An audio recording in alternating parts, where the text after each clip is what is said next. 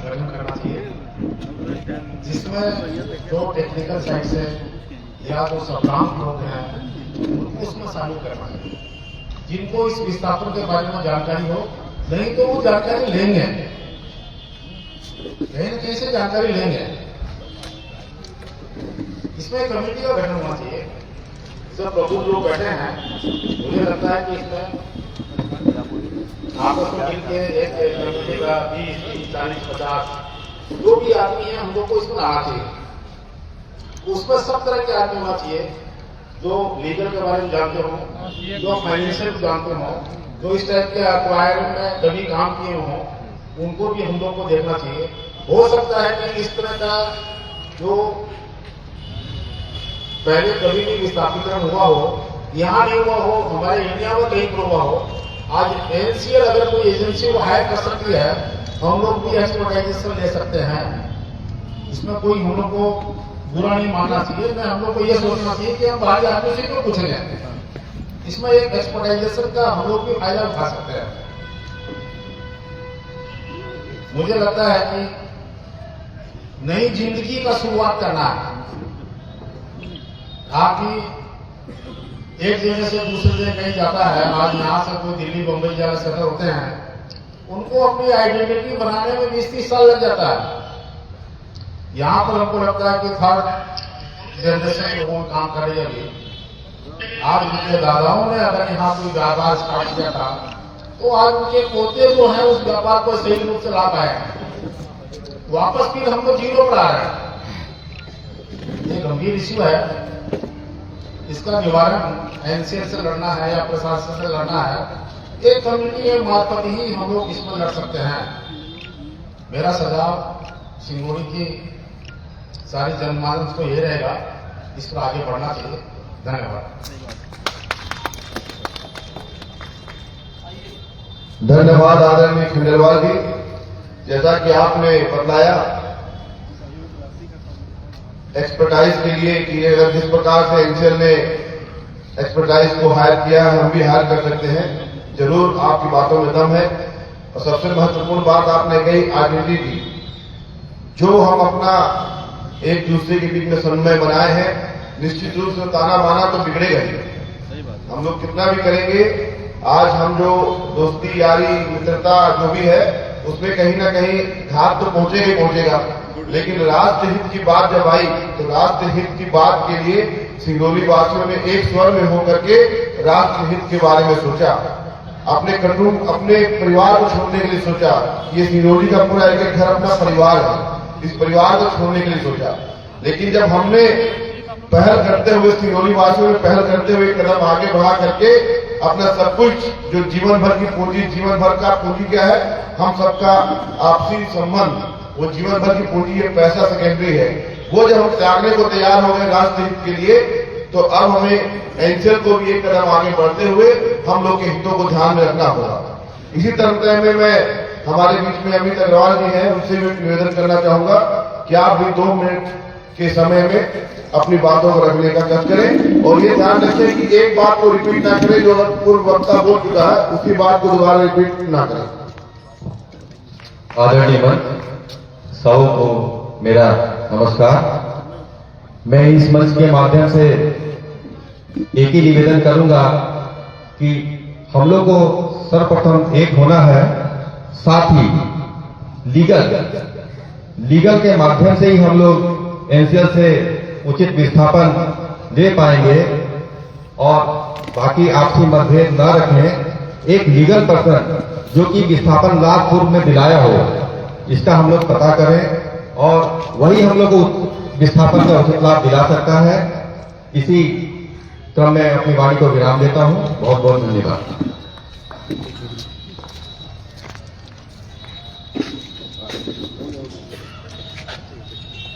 नमस्कार। NCL headquarter में कुछ वर्ष पहले जीपी सिंह साहब का रिटायरमेंट हुआ है। उनके पास नॉलेज अच्छा है, क्योंकि वो एनसीएल की तरफ से लड़ाई लड़ते थे और आज वो कहीं ना कहीं हम लोग की तरफ से लड़ेंगे। तो मेरे ख्याल से जीपी सिंह साहब को भी हम लोग आमंत्रित कर लें अपने साथ, जिससे कि लीगल एडवाइस लेने में हम लोग को सहयोग मिलेगा। तो ये मेरे अचानक ध्यान में आया, इसलिए मैंने माइक पकड़ा है। तो उनको भी साथ में लेकर चला जाए, तो जो कमी एनसीएल की कमियां हैं और जो उनकी ताकत है, वो दोनों के बारे में जानते हैं। भाई एनसीएल के अंदर कोई कमी तो होगी, एनसीएल के अंदर कोई ताकत तो होगी, तो वो दोनों के बारे में जानते हैं। तो वो अगर हमारे साथ होंगे तो हमारी ताकत 4 गुना हो जाएगी, क्योंकि कहीं ना कहीं हर आदमी इतना जानकार तो नहीं है। अब सीबी एक्ट है, लार एक्ट है, कितने लोगों को पता है उसमें हम लोगों को क्या मिलेगा नहीं मिलेगा। एक आम जनमानस है, हमने तो ईटा छोटा छोटा एक ईट करके घर बनाया और आज जो है विस्थापन के दंश में हम सब चले जाएंगे यहाँ से। ये जो सामाजिक ताना बाना आप देख रहे हैं शिव मंदिर में हम लोग अभी मौजूद हैं। आप पीछे देख रहे होंगे काफ़ी भीड़ है। आपको बता दें अपनी मांगों को लेकर सारे सिंगरौली वासी जो है यहाँ पर एकत्रित हुए हैं। आइए सुनाते हैं हम आपको कि लोग इस मीटिंग में क्या क्या निर्णय लेंगे। जाना पड़ेगा क्योंकि थोड़ी संपदा है, इसमें तो जाना तो पड़ेगा, मगर बेहतर से बेहतर क्या हो सकता है उसके लिए लड़ाई लड़नी होगी। और लड़ाई कभी कभी जा सकती है कि जब हम सब यहाँ इकट्ठे हैं कि हजारों की लाखों की संख्या हो जाए। रामनवमी के शोभा यात्रा में बुलाया नहीं जाता है, लोग अपने घरों से खुद निकल के आते हैं और ये यात्रा जो है एक महासमुंदर की तरह निकलता है। जो लगता है ये कहां से भीड़ आ गई, ये मोरवा शहर के ही लोग हैं क्या? वही जन सैलाब चाहिए। ये आज जो सार्वजनिक मंच हुआ है उसी जन सैलाब को लाने के लिए ये आगाज है। जहां तक मेरी आवाज जा रही है, जो लोग सुन रहे हैं, हर कोई 4-4 लोग लाए अगली बैठक में, क्योंकि आज तो आप लोगों के चीजों को हम लोग लेंगे। आज जो है कोई पत्र के माध्यम से देगा, कोई अपनी बातों के माध्यम से देगा, हम लोग लिखेंगे और सबकी स्क्रूटनी करेंगे, हम लोग सबको छाटेंगे। 5 मुद्दा है तो उसको एक मुद्दा बनाया जाएगा छाट के, कि 5 का एक जैसा तो नहीं है। तो आज जो है हम सब यहाँ जितने लोग बैठे हैं, जिनके अंदर कोई भी एक सवाल हो, प्रश्न हो, कोई बातें उनके दिमाग में चल रही हो, चाहे कोई एक नई जानकारी उनको मिली हो, वो भी साझा कर सकते हैं, शेयर कर सकते हैं। ये सार्वजनिक मंच है, इस मंच के माध्यम से ही हम लोग आगे की लड़ाई लड़ेंगे। और अगर भविष्य में हम लोग की मांग को ना माने एनसीएल, उसके लिए अगर हमको कोर्ट का भी दरवाजा खटखटाना पड़ेगा तो हम लोग खटखटाएंगे। उसके लिए भी पैसे की आवश्यकता पड़ेगी। हर व्यक्ति जो जितना हो सकता है अपने हिसाब से सहयोग करें, जिससे कि एक फंड तैयार हो और उस फंड के माध्यम से हम लोग इस युद्ध को लंबे समय तक लड़ सके। नहीं तो पैसे के बिना कोई लड़ाई नहीं लड़ी जाती और ये हर व्यक्ति की लड़ाई है। भाई अब कुछ लोग ये भी बोल रहे थे कि मैं रहता हूं 3 नंबर वार्ड में, मेरा मकान है 8 नंबर वार्ड में। अब कोई बोलता है कि 10 नंबर में आईडी प्रूफ मांगा था कि उसी वार्ड का आईडी प्रूफ होना चाहिए। ये कैसे होगा भाई? क्यों एक जगह रहेगा और 3 जगह घर नहीं बना सकता क्या? तो ये आईडी प्रूफ उसी जगह का चाहिए क्या? मेरे उसी बात का आईडी चाहिए? ऐसा नहीं होगा। तो इस टाइप के समस्याओं को भी, छोटी छोटी समस्याएं हैं, मगर हम लोग को छोटी छोटी समस्याओं को भी ध्यान में रखना होगा कि ये सारी चीजों को, अगर उस दिन व्हाट्सएप में कुछ हम लोग भर के दिए थे, एक पीडीएफ फॉर्म था, अगर लोगों को मिला हो, आप कोई लेके आए हो तो जमा कर दो। ये खाली है इसका नहीं, तो फोटोकॉपी है क्या इसका? आ रहा 300 कॉपी आ रहा। हम लोग देखिए, एक स्वघोषणा पत्र है, विस्थापितों की श्रेणी में टिक मारना है। विस्थापित परिवार या प्रभावित परिवार। प्रभावित कौन लोग या प्रभावित हो होंगे कि मैं किराए के मकान में रहता हूं, मगर प्रभाव तो मेरे ऊपर भी तो आया, तो प्रभावित हो गए। विस्थापित कौन हो गया? मेरे पट्टे की जमीन है, पट्टे का दुकान है, जिसमें पट्टे का जमीन पर मकान बना हुआ है, तो हम विस्थापित हो गए। प्रभावित हो गया, वो ठेला वाला प्रभावित हो गया, किराएदार प्रभावित हो गए। हम दुकान में किसी और के रहते हैं और दुकान बंद हो जाएगी, तो मैं प्रभावित हो गया। इसमें दिया गया है 2 कॉलम, प्रभावित और विस्थापित, उसमें टिक मारना है आप क्या है। दूसरा भी कुटुंब के मुखिया का नाम, घर के जो मुखिया है उनका नाम होना चाहिए। कुटुंब में कुल वयस्क संख्या कितनी है, पुरुष महिला। कुटुंब के कुल अवयस्क संख्या, मतलब कुछ ऐसे बच्चे भी होंगे जो नाबालिग हैं, उनकी भी संख्या हम लोगों की डालनी है इसमें। आधार कार्ड, मुखिया का आधार कार्ड, समग्र आईडी नंबर, अगर आपके पास मकान है खसरा नंबर डाल दीजिए, उसमें खसरा नंबर डाल दिया जाए, उनका एड्रेस होना चाहिए, मोबाइल नंबर, वार्ड का नाम भी होना चाहिए, किस वार्ड में।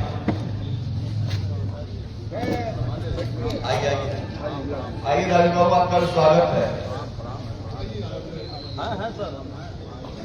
तो इसको आप लोग बैठे बैठे भी भर सकते हैं, इसको बंटवा दीजिए। तो बट रहा है, हमारे घर की बात रहे हैं। अगर आपके ज्यादा है तो उसको फोटो कॉपी करा लीजिएगा। हाँ, और किसी का होगा तो फोटो कॉपी करा लेंगे।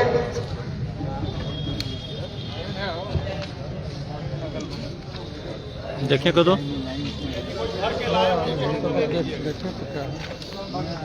अगर जो लोग आज नहीं भर पाएंगे तो कोई जरूरी नहीं है कि हमको गलत शर्त भर दे।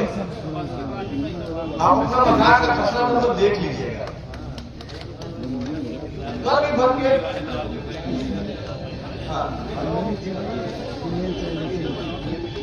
जो किराए में रह रहे हैं वो किराए वाला दे देंगे।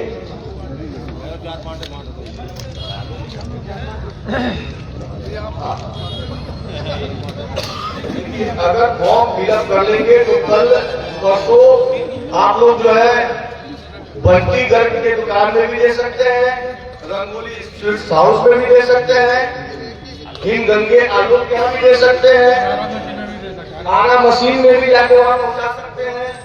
मतलब जगह नहीं रहेगी, कहीं चारों तरफ है, कहीं भी आप दे सकते हैं।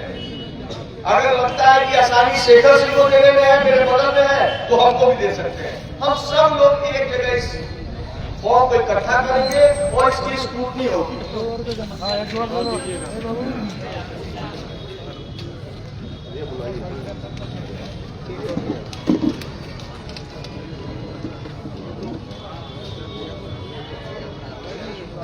और मैं चाहूंगा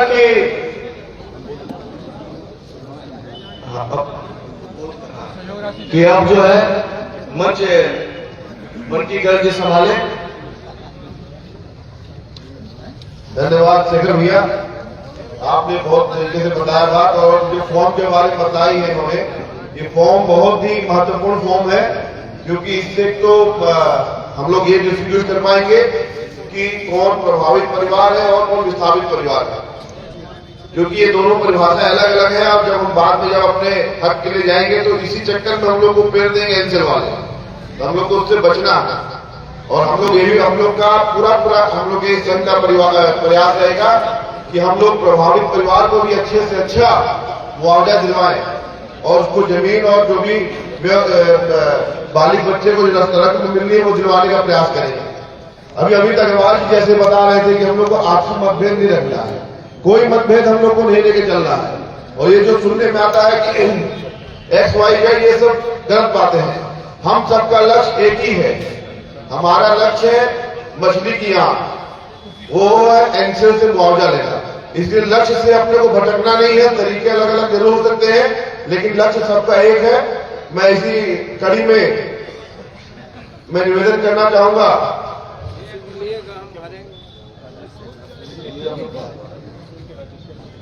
राजेश्वर बैस जी से कि आप कई बार विस्थापित हो चुके हैं बड़ौदी से भी, तो आपको ज्यादा अच्छे तरीके से मालूम होगा कि किस प्रकार की एनसीएल की मंशा रहती है और एनसीएल किस प्रकार से अपने चालें चलता है।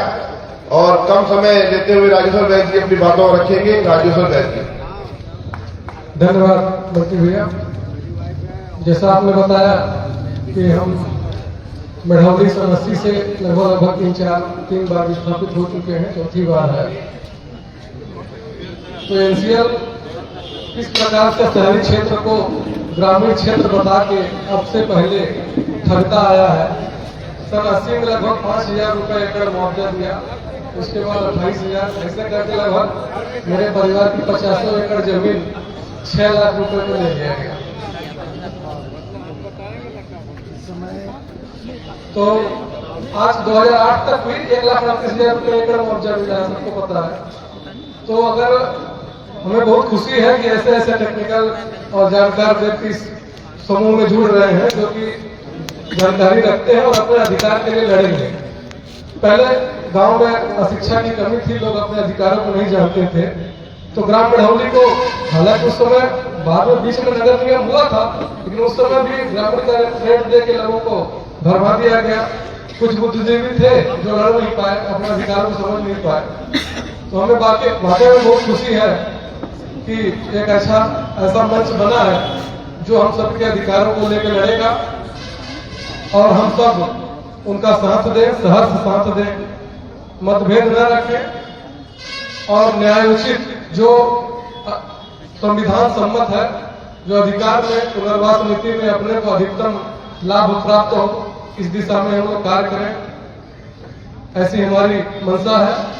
और सभी लोगों को इस मंच का साथ देना चाहिए। बाकी सब समझदार हैं, बाकी कई मीटिंगों में सिंगरौली विस्थापन मंच और सब अपनी रूपरेखा तैयार कर रहे हैं, कैसे कैसे क्या किया जाएगा। हम सबके साथ कंधे से कंधा मिलाकर चलने को तैयार हैं और अच्छा विस्थापन जो सबकी राय और सहमति से बनेगा, उसी को लेके आगे बढ़ना है, मतभेद नहीं रखना है, क्योंकि एकता में ही बल है, समूह में ही शक्ति होती है। तो आपस में मतभेद न रखें, सभी लोग एक दूसरे का सहयोग करके आपस में राय मशवरा करके, जिस प्रकार से यह आज का बैठक है, आगामी समय में भी बीच बीच में अपना एकजुट मत बनाकर एनसीएल से अच्छे लाभ का प्रयास करेंगे। और इन्होंने कहा कि लीगल टीम का एडवाइस बहुत जरूरी है। हम लोग अपने अपने जिस काम में उसके एडवाइजर हो सकते हैं, उसके अच्छे काम कर सकते हैं, परंतु जो विस्थापन का लाभ लेने के लिए अगर किसी वकील को, किसी लीगल एडवाइजर को हायर करें तो इसमें हम समझते हैं कि अच्छी बात होगी। जो अक्षर से हमें मुआवजा मिलना चाहिए, जो लाभ मिलना चाहिए, पुनर्वास लाभ और मुआवजा की राशि, वो सब के कोई जानकार व्यक्ति दिलवा पाएगा। इन्हीं बातों के साथ अपनी बात को विराम देता हूँ। जय भारत। धन्यवाद राजेश्वर जी। निश्चित रूप से कोई मतभेद नहीं रहेगा किसी में भी। अब हर बार से इसी प्रकार की बैठक होगी पब्लिक के बीच में, कोई चार दीवारी के बीच में बैठक नहीं रहेगी। यही इसी काम को लेकर के हम लोगों ने ये आज जो कार्यक्रम रखा है मोरबा विस्थापन मंच के माध्यम से। अब जो भी कोई राय ली जाएगी, पब्लिक में राय ली जाएगी। और आज जो बैठक का रूपरेखा है, आज ये है कि आज आप सभी अपने अपने विचार देंगे, हमें लिखित रूप में देंगे। आपके, क्योंकि देखिए ज्ञान एक छोटे बच्चे में प्राप्त किया जा सकता है। हम ये सोचे कि हम 4 लोग ही ज्ञानी व्यक्ति हैं, तो ये हम लोग की भूल है। क्या मालूम कैसी कोई बात आप लोग के दिमाग से क्लिक होकर के आ जाए जो सिंगरौली के भविष्य के लिए अच्छी हो। हम भी किताब पढ़ते हैं, लॉ एक्ट पढ़ रहे हैं, सीबीएफ पढ़ रहे हैं, लेकिन वो बिंदु जो बहुत महत्वपूर्ण बिंदु है हमारी नजर से छूट जाए। लेकिन आप में से कोई बैठा और बिंदु को पकड़ के हमको बता दे कि भैया ये बिंदु है जो हमें अधिक से अधिक लाभ दिला सकता है, ये चिट्ठी है, ये फलने जगह इस प्रकार से लाभ दिलाया गया। तो इसीलिए हम लोग पब्लिकली आ करके ये बैठक कर रहे हैं। और संभवतः क्योंकि आज तारीख हो गई है 25 और 10 मार्च के अंदर अंदर हो सकता है कि आचार संहिता भी लग जाए, तो ये हमारी पहली और अभी इस सीजन की आखिरी बैठक भी हो सकती है। क्योंकि इस प्रकार से ओपन में हम लोग को करने के लिए परमिशन नहीं मिलेगा।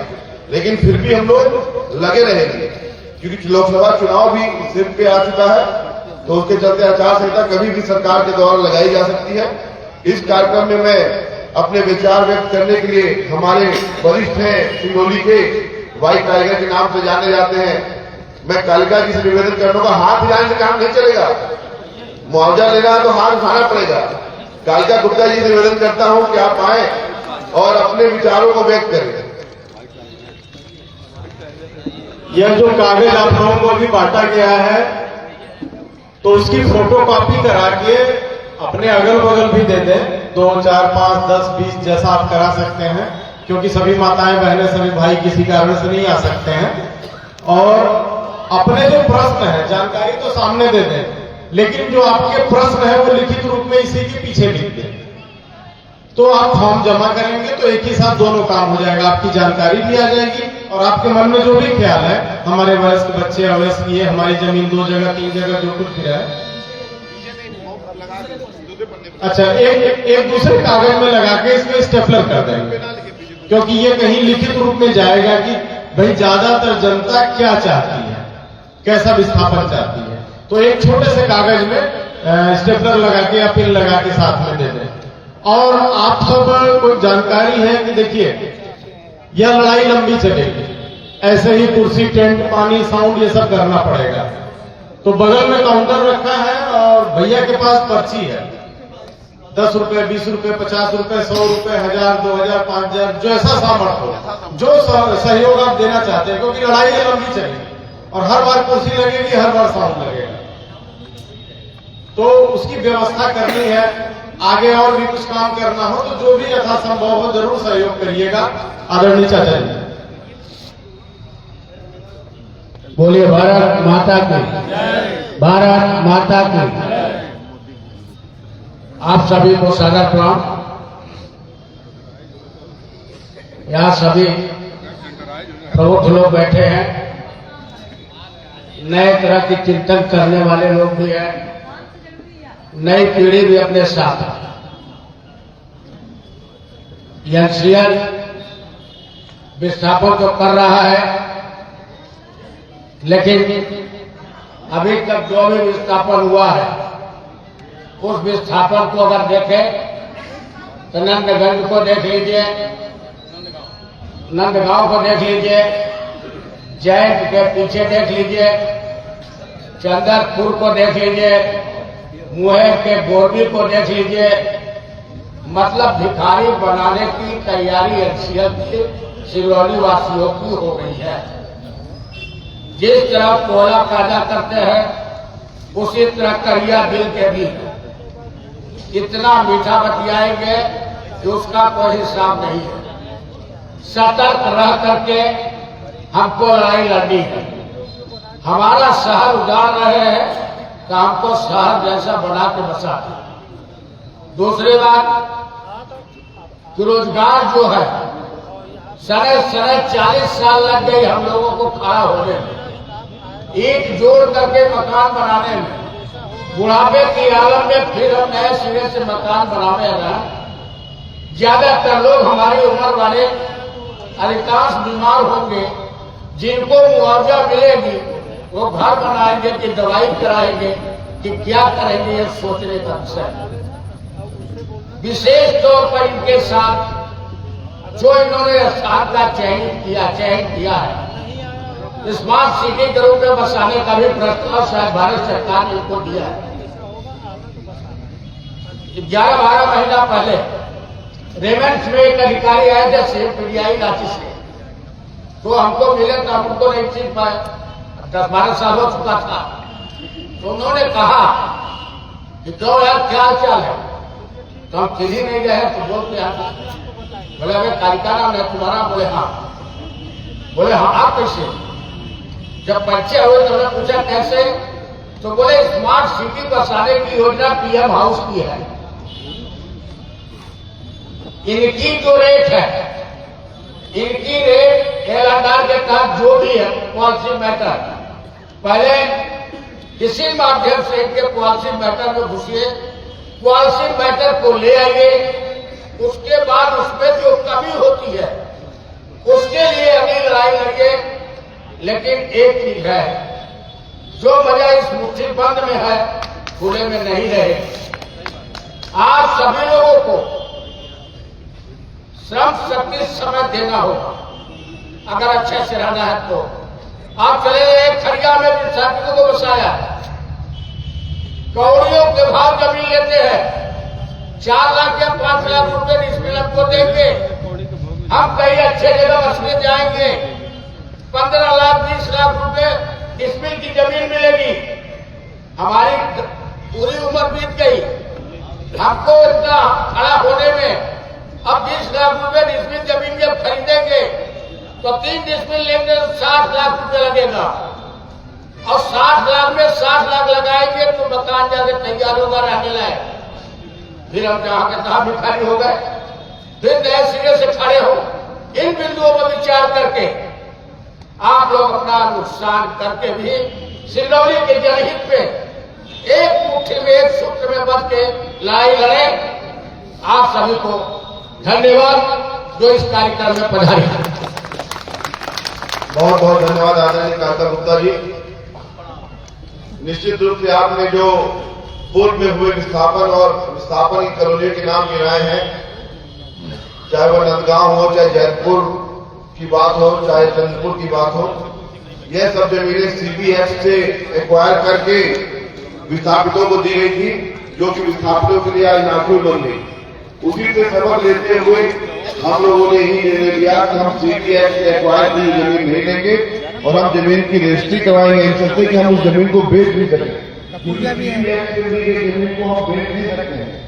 हम उसका उपयोग कर सकते हैं, भोग नहीं कर सकते। नहीं तो खाली सहयोग राशि क्या दिक्कत है? कुर्सी टेबल कहाँ लगेगा हर बार? क्यों? वो सीधे हम लोग को एडमिशन करेंगे लाल के माध्यम से, और जहाँ तक बात चाचा जी ने बताई गई बातें, मैं धन्यवाद देना चाहूंगा चाचा जी को कि वो रेट को लेकर के बात बहुत सही बातें कही कि यहाँ आज हमें 5 लाख मिल जाएगा, लेकिन हमें 15 लाख अगर दहना अगर आप जाना चाहेंगे तो 15 लाख रुपए डिस्मिल से कम जगह अच्छी लोकेशन पे नहीं मिलेगी। अंदर गांव देहात की बात अलग है। हम भी इसी राय के लिए आज हम बैठे हैं कि हमें अच्छे से अच्छा मुआवजा मिले, अच्छे से अच्छा विस्थापन मिले। जैसा कि अभी ये फॉर्म के साथ ही किसी भाई साहब का प्रश्न भी आया है, ऐसे ही बहुत सारे प्रश्न होंगे, उसको जरूर आप एक अलग पर्ची में लिख के दीजिएगा। इसमें एक सवाल आया है कि सेक्शन 9 के समय यदि बेटियां अविवाहित थी परंतु विस्थापन के भुगतान के समय उनका विवाह हो जाता है, उस स्थिति में विस्थापन का क्या लाभ मिलेगा ऐसे बच्चों को? वह बच्चा जो सेक्शन 9 लगने के समय अवयस्क था परंतु भुगतान के समय वयस्क हो जाता है, उस स्थिति में विस्थापन का लाभ उस बच्चे को क्या मिलेगा? ऐसे ही जो भी सवाल आपके मन में होंगे, क्योंकि वह सवाल मंच पे आएंगे और फिर वही आगे जाएंगे, तो अपने ऐसे सवाल जरूर चिन्हित करके लिख करके मंच तक पहुंचाने का कष्ट करेंगे। धन्यवाद। बहुत सुंदर सवाल किए जिस भी महानुभाव ने किए हैं। निश्चित रूप से आज जो हमारे बच्चे 6 महीने छोटे रह गए वयस्क होने से, उनको भी उनके परिवार को नुकसान होगा। और सबसे बड़ा बात है जिम्मेदारी, तो जो बच्चे अभी पढ़ रहे हैं उनकी जवाबदारी हमारे पास ज्यादा है। जो वयस्क हो गया है, जो 12th पास कर गया है या फिर कॉलेज पढ़ चुका है या नौकरी भी कर रहा है, वो तो अपने पैर पे खड़ा है। लेकिन जो बच्चे अभी हमारे घर में छोटे हैं, जिनकी हमें पूरी पढ़ाई करवानी है, कॉलेजिंग करवानी है, उनकी समस्या हमारे पास सबसे ज्यादा आने वाली है। और भी बहुत सारी बातें हैं। तो मैं इस कड़ी में आगे सुरेंद्र शर्मा जी से निवेदन करना चाहूंगा कि सुरेंद्र शर्मा जी, क्या बात है सुरेंद्र शर्मा जी, आप हाथ हिला रहे हैं, ऐसे काम कैसे चलेगा? आप लोग तो विस्थापितों की लड़ाई, आज जो आप लोग आए तो हमारे साथ हैं, इसीलिए आप लोग आए। चलिए, तब तक मैं चीकू जी से निवेदन करना चाहूंगा, कलाकुंज के मालिक हैं, आगे बगल में खड़े रहिए। चीकू जी, चीकू बाबू आप आए और कम समय में, चलिए पहले सुरेंद्र शर्मा जी को बोल लीजिए। दो शब्दों के साथ भाई आपने बहुत लाइन लड़ी है, 2 लाइन बोलिए, 4 लाइन बोलिए। हम सिंगरौली के सभी वासियों से अनुरोध करते हैं कि जो ये कार्यक्रम चल रहा है वो बहुत ही अच्छा है और हम लोग एक साथ मिल करके लड़े। इसमें भाई साहब ने बोला जो है कि एक साथ लड़ाई लड़नी चाहिए जो है, तो हमें यही उम्मीद है जो है कि सब लोग एक साथ लड़ेंगे और जब तक कि ये विस्थापन की समस्या पूरी हल न हो जाए तब तक हम लोग जो है एक साथ लड़ते रहें। जो भी नियम होगा जो है उस नियम के विरुद्ध एनसीएल चल रही है जो है। हम लोग बहुत विस्थापन किए जो है, बहुत त्रुटियां हैं जो विस्थापन में, उस त्रुटियों को भी जो है हम लोग जो है एक साथ मिल करके जो है उसको पूरा करें जो है। इसके लिए हम सभी से निवेदन करेंगे और इसी के साथ धन्यवाद। धन्यवाद शर्मा जी, आपको भी साथ रहना है क्योंकि अनुभव आपके पास भी अच्छा है, एंसर के साथ लड़ाई कर देगा। मैं चीकू बाबू से बोलूं उससे पहले 2 लाइन पढ़ देता हूं, 2 मिनट बैठिएगा। एक अच्छा मिला कोट बोलिए तो मन कर क्या बोलेगा। अगर आप लिख सकते हैं तो लिखिए, बोल सकते हैं तो बोलिए और चिल्ला सकते हैं तो चिल्लाइए। अगर ये तीनों नहीं कर सकते तो जो चिल्ला रहे हैं उनके साथ खड़े हो जाएंगे। अगर आप लोग खड़े हो जाएंगे तो निश्चित रूप से हम लोग जीत जाएंगे। अब मैं चीकू बाबू से निवेदन करना चाहूंगा। चीकू बाबू। धन्यवाद। विस्थापन मंच के सभी अधिकारी पदाधिकारी में उपस्थित यहाँ जनसमूह, हम क्या थे क्या हो गए और क्या होंगे अभी, हम क्या थे क्या हो गए और क्या होंगे अभी, आओ मिल करके विचारें ये समस्याएं। अभी मंच से एक अनाउंस किया गया था कि किसी ने कुछ कहा था कुछ समस्याएं, तो उसमें मैं अपना विचार मंच को एक पॉइंट पर और लाना चाहता हूं। जैसे आज मान के चलिए कि मैं ही हूं या कोई भी व्यक्ति है जिनकी ये दुकान तो अपनी नहीं है लेकिन वो व्यापार कर रहे थे, तो विस्थापन के बाद उनको क्या गुडविल का कुछ उनको मिलेगा या फिर वो हाथ झाड़ के सीधे निकाल दिया जाएगा। इस पॉइंट पे भी मंच जरा विचार करे। और भी बहुत सी समस्याएं हैं और बाकी मैं यहाँ उपस्थित लोगों से यही कहूंगा कि जिनके मन में जो भी सवाल आ रहा है, जो व्हाट्सएप पर लिखते हैं, वो यहाँ आकर अपने सवाल को लिखित रूप में दें ताकि जो बिंदु छूट रही हो उस पर भी चर्चा हो सके। धन्यवाद। बहुत बहुत धन्यवाद चीकू भैया, आपने बहुत ही अपने साराने अंदाज में एकता की बात कही आपने। मैं शुक्रगुजार हूं आप सभी का। हमारे बीच में युवा नेता हमारे हृदय सम्राट विनोद कुरंसी जी बैठे हैं। मैं उनसे निवेदन करना चाहूंगा कि आप भी आए और अपनी बातों को रखने का कर्ज करें। विनोद कुरंसी जी। हेलो।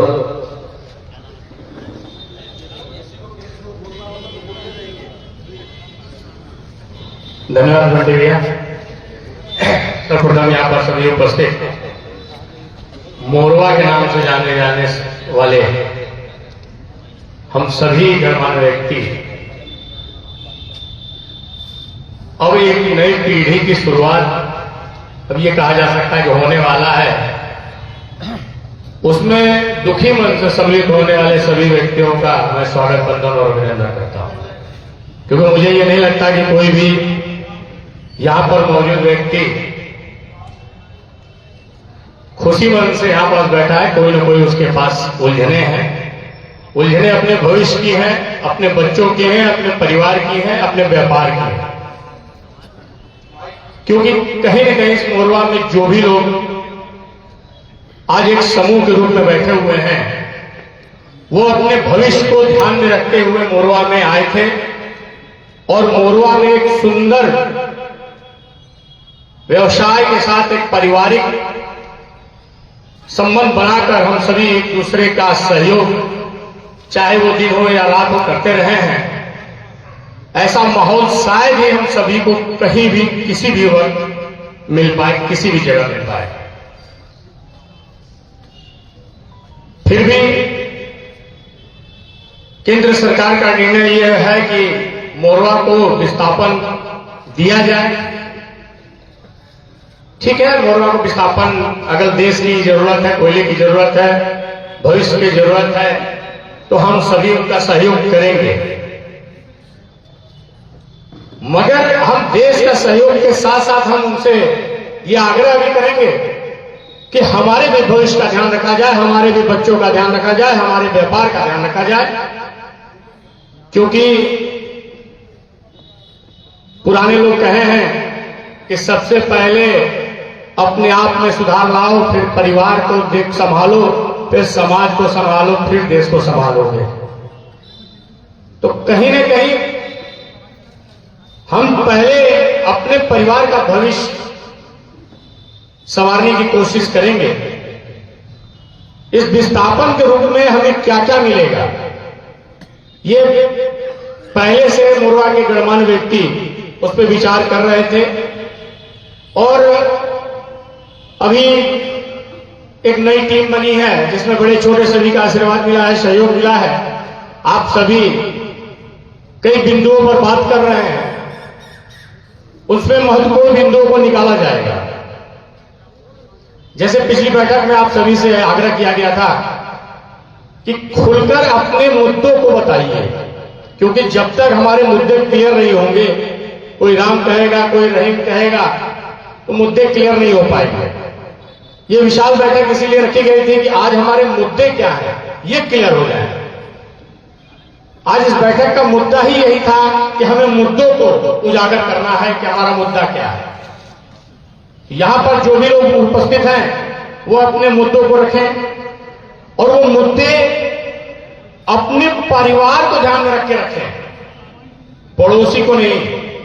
क्योंकि जब हम अपने घर की समस्याओं को लेकर मुद्दा बनाएंगे तभी हम उसको सही रूप से रख पाएंगे और वो मुद्दे कॉमन ढूंढे जाएंगे कि हर व्यक्ति का एक कॉमन मुद्दा क्या है। हर व्यक्ति का अलग अलग मुद्दा हो सकता है, मगर जब सारे लोगों के मुद्दों को ध्यान दिया जाएगा तो वो मुद्दे कहीं न कहीं इस विस्थापन के महत्वपूर्ण मुद्दे बनेंगे। उस महत्वपूर्ण मुद्दे में हमारे देश के साथ साथ हमारे परिवार का भी भविष्य सुरक्षित रहेगा। इसलिए आप सभी अपने अपने मुद्दों को यहां पास बैठी हुई कमेटी और जो गणमान्य लोग हैं उसको बताएं। इसके साथ साथ कई चीजें अभी आपस में आएंगी, ये है, ऐसा है, वैसा है, बड़ा है, छोटा है, इन बातों पर ध्यान न दें। सेक्शन 9 लग गया है तो ये क्लियर है कि मोरवा का विस्थापन होगा, और अगर नहीं होगा तो बीना में एक कोहरोल जगह है उसकी तरह हम सड़ जाएंगे। ये दो चीजें क्लियर है कि अगर हम सब एकत्रित होकर एनसीएल पे दबाव बनाने में कामयाब रहे तो हम विस्थापन पा लेंगे, और अगर दबाव नहीं बना पाए, हम अपने आपसी खींचातानी में रह गए, मैं छोटा, मैं बड़ा, मैं मंझला या छोटा करते रह गए, तो हमारी स्थिति कोहरोल की तरह होगी। ना आपकी सड़क होगी, ना आपके पास बिजली होगी, ना आपके पास पैसा होगा, जो मकान आपके होंगे ना उसकी कोई वैल्यूएशन होगी। यहां पर बैठे हुए सारे लोग अच्छा कमा लेते हैं, अच्छा खा लेते हैं, शेविंग के नाम पे इतने आपके पास है कि आप रोज की अपनी जरूरतें पूरा कर लेते हैं। लेकिन जो आपने सेविंग किया है वो आपकी जमीनें हैं, आपके मकान हैं, और जब आपके जमीन और मकान की वैल्यू जीरो हो जाएगी, जीरो हो नहीं जाएगी, सेक्शन 9 के बाद आपके मकानों की वैल्यू जीरो हो चुकी है। तो अब अगर एनसीएल इसको छोड़ देगा तो हम सब कहीं के नहीं रह जाएंगे। इसलिए मुद्दे एक हो, संगठन एक हो, सबका सहयोग एक हो, और कहीं भी भटकने की जरूरत नहीं है। एनसीएल पे दबाव बना के रखने की जरूरत है, बीच बीच में अपनी इसी तरह बैठक करने की जरूरत है, हम सभी को एक साथ आने की जरूरत है। इसके साथ जो पहला मुद्दा मेरा मानना है कि हमें विस्थापित अगर आप कर रहे हो तो पहले ये बताओ कि हेडक्वार्टर कहां जाएगा। हमारा सिंगरौली विकास मंच का पहला भी मेरे ख्याल से मुद्दा यही था कि सिंगरौली हेडक्वार्टर कहां जाएगा। सिंगरौली हेडक्वार्टर से कहीं न कहीं आके व्यापारी, यहाँ के दुकानदार, सप्लायर और हम सभी जुड़े हुए थे। अगर ये स्थिति क्लियर करते हैं कि हेडक्वार्टर कहां जाएगा, उस हिसाब से हमें मांग करनी चाहिए। अगर वो हेडक्वार्टर का विस्थापन की बात नहीं करते हैं तो हमें ये उनसे पूछना पड़ेगा कि ठीक है, आप पहले हमको ये बताइए कि हमारा विस्थापन का जगह कौन सा है। ये जगह क्लियर होनी चाहिए। सेक्शन 9 लगा देने से हमारे आपके भविष्य को अंधकार में जानबूझकर डाला गया है। विस्थापन का स्वरूप पहले हमें कहां आप स्थापित करेंगे, ये महत्वपूर्ण है, ये क्लियर होना चाहिए। क्योंकि जब आप हमें जमीन देंगे, हमें बताएंगे कि हम कहां बसेंगे, वहां हमको रोड चाहिए, बिजली चाहिए, हॉस्पिटल चाहिए। हम सभी के बच्चे पढ़ लिख रहे हैं, हमसे छोटे बच्चे यूकेजी से लेकर क्लास 12 तक का यहाँ का एजुकेशन की व्यवस्था बहुत ही अच्छी है। मोरवा में टॉप क्लास के स्कूल थे, केंद्रीय विद्यालय, क्राइस्ट ज्योति, कन्या विद्यालय, यहाँ बच्चों को पढ़ने के लिए काफी जगह थी। तो जहां भी विस्थापन हो, हमें हॉस्पिटल, बिजली, पानी, हॉस्पिटल और स्कूल, ये व्यवस्थाएं तो होनी चाहिए। तो ये मूलभूत मांगे हैं, इसमें कोई बहुत बड़ी चीज नहीं थी। लेकिन अभी तक दुर्भाग्य की बात है कि हमें सेक्शन 9 लगा दिया गया है, लेकिन हमें ये नहीं पता है कि हम कहां जाएंगे। तो पहले हम ये एनसीएल से दबाव बनाएं कि आप हमको विस्थापन कहां करोगे, ये क्लियर करो। हमारे जो भी 2013 के नियम के अनुसार जो विस्थापन का नियम है, उसमें कई ऐसी चीजें हैं जो एक कमेटी बना के पढ़ने की जरूरत है। क्योंकि उसमें केवल दुकान, मकान और आपके लोगों के विस्थापन की ही बातें नहीं कही गई हैं। अगर कोई भाड़ेदार है आपका, अगर वो आप में 10 साल से भाड़े में रह रहा है, अगर वो विस्थापित हो रहा है, उसके लिए भी प्रावधान है। अगर आपके मकान में कोई किराएदार रह रहा है, अगर वो विस्थापित हो रहा है, तो वो भी, उसके लिए भी प्रावधान है। एक ठेले वाले से लेके एक शोरूम तक के लिए एक अलग अलग विस्थापन का स्वरूप लिखा हुआ है। हो सकता है थोड़ी बहुत मेरी जानकारी कुछ कम या ज्यादा हो सकती है, क्योंकि विस्तृत है, मैंने थोड़ा सा पढ़ा था और प्रयास करूंगा कि उसको पढ़ूं। लेकिन मैं ये अनुरोध सबसे करूंगा कि अगर आपको अपने अधिकारों को सही रूप से जानना हो तो आप सभी उसको पढ़िए। क्योंकि जब तक आप पढ़ेंगे तब तक आप लड़ नहीं पाएंगे। मौखिक लड़ाई कभी नहीं लड़ी जा सकती है। जब भी आप लड़ेंगे, जो नियमानुसार है उसी पर लड़ाई लड़ पाएंगे। और नियमानुसार लड़ाई करने के लिए हम सभी को नियम जानना जरूरी है। आप सभी बुद्धिजीवी हैं। मैं अपने बातों को विराम देने से पहले मैं सभी बड़े बुजुर्ग, छोटे बंधुओं से, भाइयों से अनुरोध करूंगा कि सारे लोग मिलकर मांग को क्लियर करके एकजुट होकर ये अपने आप को साबित करना पड़ेगा कि मोरवा बहुत अच्छा था, मोरवा बहुत अच्छा है। और शायद भविष्य में अगर हम सभी एक जगह विस्थापित हुए तो मोरवा सदा अच्छा रहेगा। बहुत बहुत धन्यवाद। बहुत बहुत धन्यवाद तुलसी जी।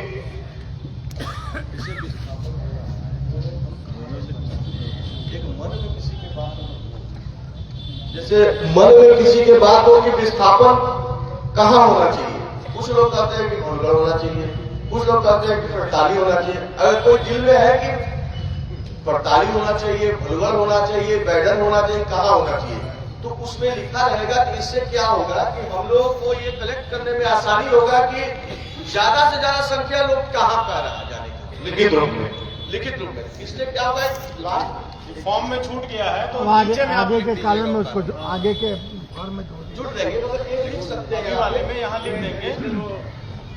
फॉर्म में अपना चॉइस लिख देंगे। क्या है कि देखिए, जमीन जहाँ ज्यादा होगी, जमीन सिर्फ 2 जगह कैंसिल मांग की है, खिरवा, पिड़ताली और भोलगढ़ की। हम ये सोचे कि कई लोग, क्योंकि व्हाट्सएप में बहुत से मैसेज आते हैं, बैडन और कहीं दिल्ली बताएंगे, कोई कलकत्ता बताते हैं, तो जो चीज संभव नहीं है उसकी हम बात ना करें, क्योंकि उसमें हम लोग का समय भी व्यर्थ होता है। हम लोग के पास ऑप्शन इधर 2 ही है कि एक भोलगढ़ और एक इधर यहाँ पे पिड़ताली, खिरवा। तो हम लोग उसी में ही चिंतन करेंगे कि हमें विस्थापित होना है कि हमें स्थापित होना है। क्योंकि अगर हम कहीं भी, मेरा यह व्यक्तिगत सुझाव है मैं अपना व्यक्तिगत सुझाव बताना चाह रहा हूं कि अगर भलगढ़ जाते हैं तो वहां पे एक अलग से पूरी कॉलोनी बनती है, तो लोग बोलेंगे, कोई भी जाएगा वहां का लोकल लोग वहां बोलेगा ये विस्थापित कॉलोनी है, ये सब विस्थापित मोरवा से यहाँ पे आके बसे हैं। और हम अगर अपने शहर के जो NH4 है उसके उत्तर तरफ हो जाएंगे खाली, तो वहां स्थापित हो जाएंगे, वहां कोई बोलने वाले नहीं विस्थापित है, क्योंकि हम तो यहीं के रहे हैं। बाकी सबका अपना अपना मत है, मेरा व्यक्तिगत मत ये है।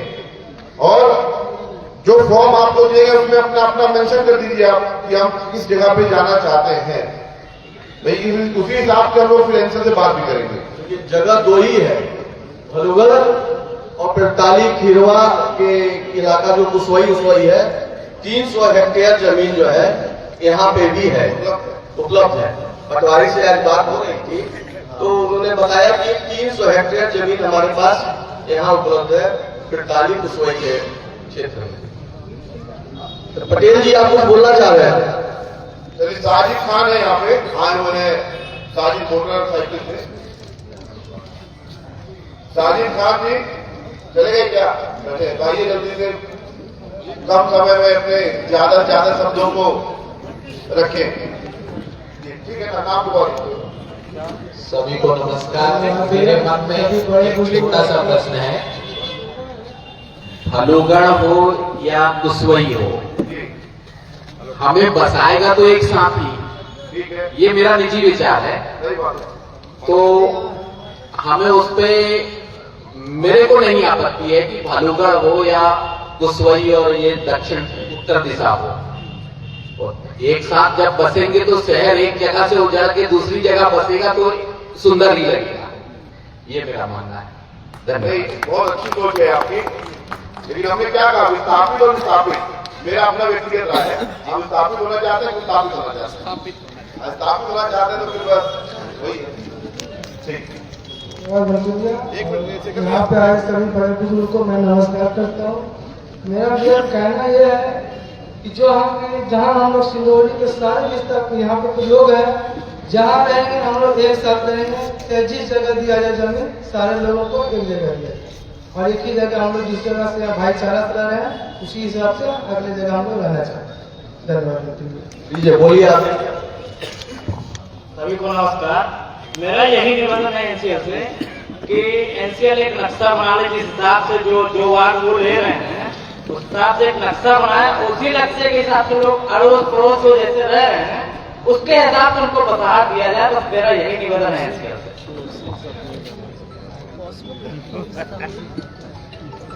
आगे के वक्ता को बुलाऊं उससे पहले हमारे आलोक यादव जी कुछ कहना चाह रहे थे। सब आलोक यादव जी। धन्यवाद। हेलो, एक बार फिर आप सबसे निवेदन करना चाहूंगा कि आप जो भी सहयोग राशि देना चाहें, मंच को मुन्ना भैया देकर पर्ची बैठे हैं, जो भी थोड़ा थोड़ा सहयोग होगा तो यह क्रम ऐसे ही चलता रहेगा, क्योंकि लड़ाई लंबी है। और जैसा कि आप सब जब आ रहे हैं तो अपनी समस्याएं, अपनी जिज्ञासा, और जैसा कि शेखर भैया ने भट्टी जी ने कहा कि एनसीएल के पास दो ऑप्शन है, जैसा कि मंच तक बात आई है बहुत पहले से ही कि भलुगढ़ या खीरवा पिरताली, तो उसके बारे में भी आप राय रखें। और ये पत्र में तो आप लिख के अपनी जानकारी दें ही, क्योंकि इसी पत्र के माध्यम से पता चलेगा कि 50% से ज्यादा लोग, हम सबका यही विचार है कि भलुगढ़ भी जगह है, खीरवा पिरताली भी जगह है, लेकिन ज्यादा प्रयास मंच का या सभी का वही रहेगा जहां 50% से ज्यादा जनता जाना चाहती है। और मेरा अपना मत है, क्योंकि हम भी सिंगरौली के व्यवसायी हैं, जनता हैं, तो हमारा अपना मत है कि हम नगर निगम क्षेत्र में रहे हैं, और जहां तक हमें जानकारी है सिंगरौली हेडक्वार्टर कहीं नहीं जा रहा, रेलवे स्टेशन कहीं नहीं जा रहा। अफवाह उड़ाने वाले ये बताते हैं कि रेलवे स्टेशन यहाँ से उजड़ जाएगा, ये लाइन उजड़ जाएगी, वो बरगवा से बड़ा होते हुए शक्तिनगर मेन लाइन, मतलब अफवाह तो बहुत सारी होती है। लेकिन जहां तक जानकारी है अभी अगले कई सालों तक हेडक्वार्टर नहीं जाने का है, और रेलवे स्टेशन भी यही है। और NH39 तो है ही, और NH39 के पीछे का बाजार जो कि हमारा सबसे पुराना बाजार है मेन रोड का। और जिस दिन ये 39 बन जाती है तो बनारस के बाद इतना बड़ा मोटर मार्केट जबलपुर तक भी नहीं है, जितना बड़ा मोटर मार्केट हमारे पास सिंगरौली में है। और रोड के उस पार तो विस्थापन कोई हो नहीं रहा है। सीटीआई से लेकर के और रेलवे स्टेशन तक जितना रोड के उस पार लोग बसे हैं। और यदि हमको खिरवा या पिरताली की जगह मिलती है, क्योंकि पिरताली में पूरा जगह नहीं है, तो ऐसी भी चर्चा हुई थी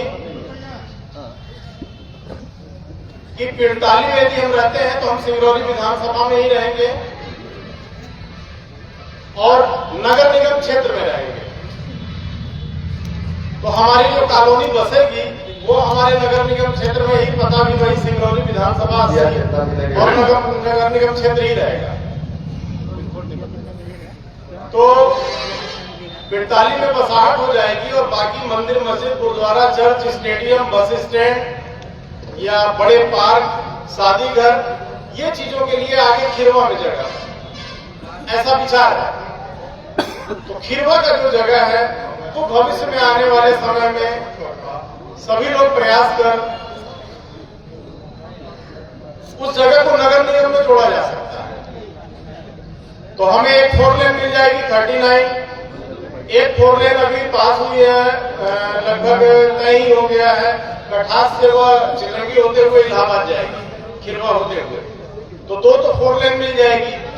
एक चटका मुक्ति धाम से बहुत दिनों से बाईपास की मांग है, जो अंदर सीटीआई पहाड़ी के पीछे जाके परेवा नाला या कटास पे टच हो जाएगी। केंद्रीय चिकित्सालय अभी यहीं पे है। तो यदि हम वहां जाते हैं तो आने वाले समय में खिरवा भी नगर निगम में आ सकता है। जो वार्ड हमारे विस्थापित हो रहे हैं उन्हीं वार्डों के नाम पे उनका भी सृजन हो सकता है। ये हमारा अपना विचार है। बाकी 50% से ज्यादा लोगों का जो विचार होगा, हम सबकी मांग भी वही होगी और एनसीएल को वही करना भी पड़ेगा। धन्यवाद। और अगली कड़ी में पंडित जी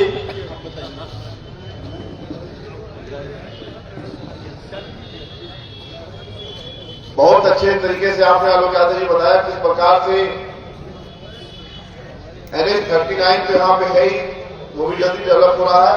साथ साथ 135C जो कि प्रयागराज से सिंगरौली के लिए स्वीकृत हुई है, जिसके भूमि अर्जन का काम भी चालू हो गया है। इसी कड़ी में मैं आगे हमारे बीच में हमारे मित्र राजेश सिंह जी बैठे हैं, उनको बुलाने से पहले 2 शब्द फिर बोलना चाहूंगा मैं आप सभी को। अगर शहर जैसा मीठा परिणाम चाहिए, अगर शहर जैसा मीठा परिणाम चाहिए तो मधुमक्खियों की तरह रहना जरूरी है।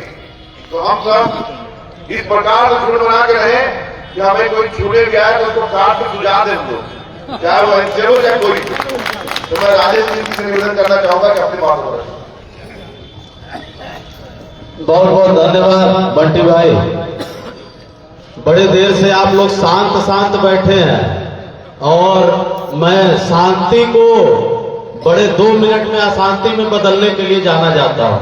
इसलिए दोनों हाथ उठाकर बोलिए जय श्री राम, जय जय श्री राम, हरे हरे महादेव।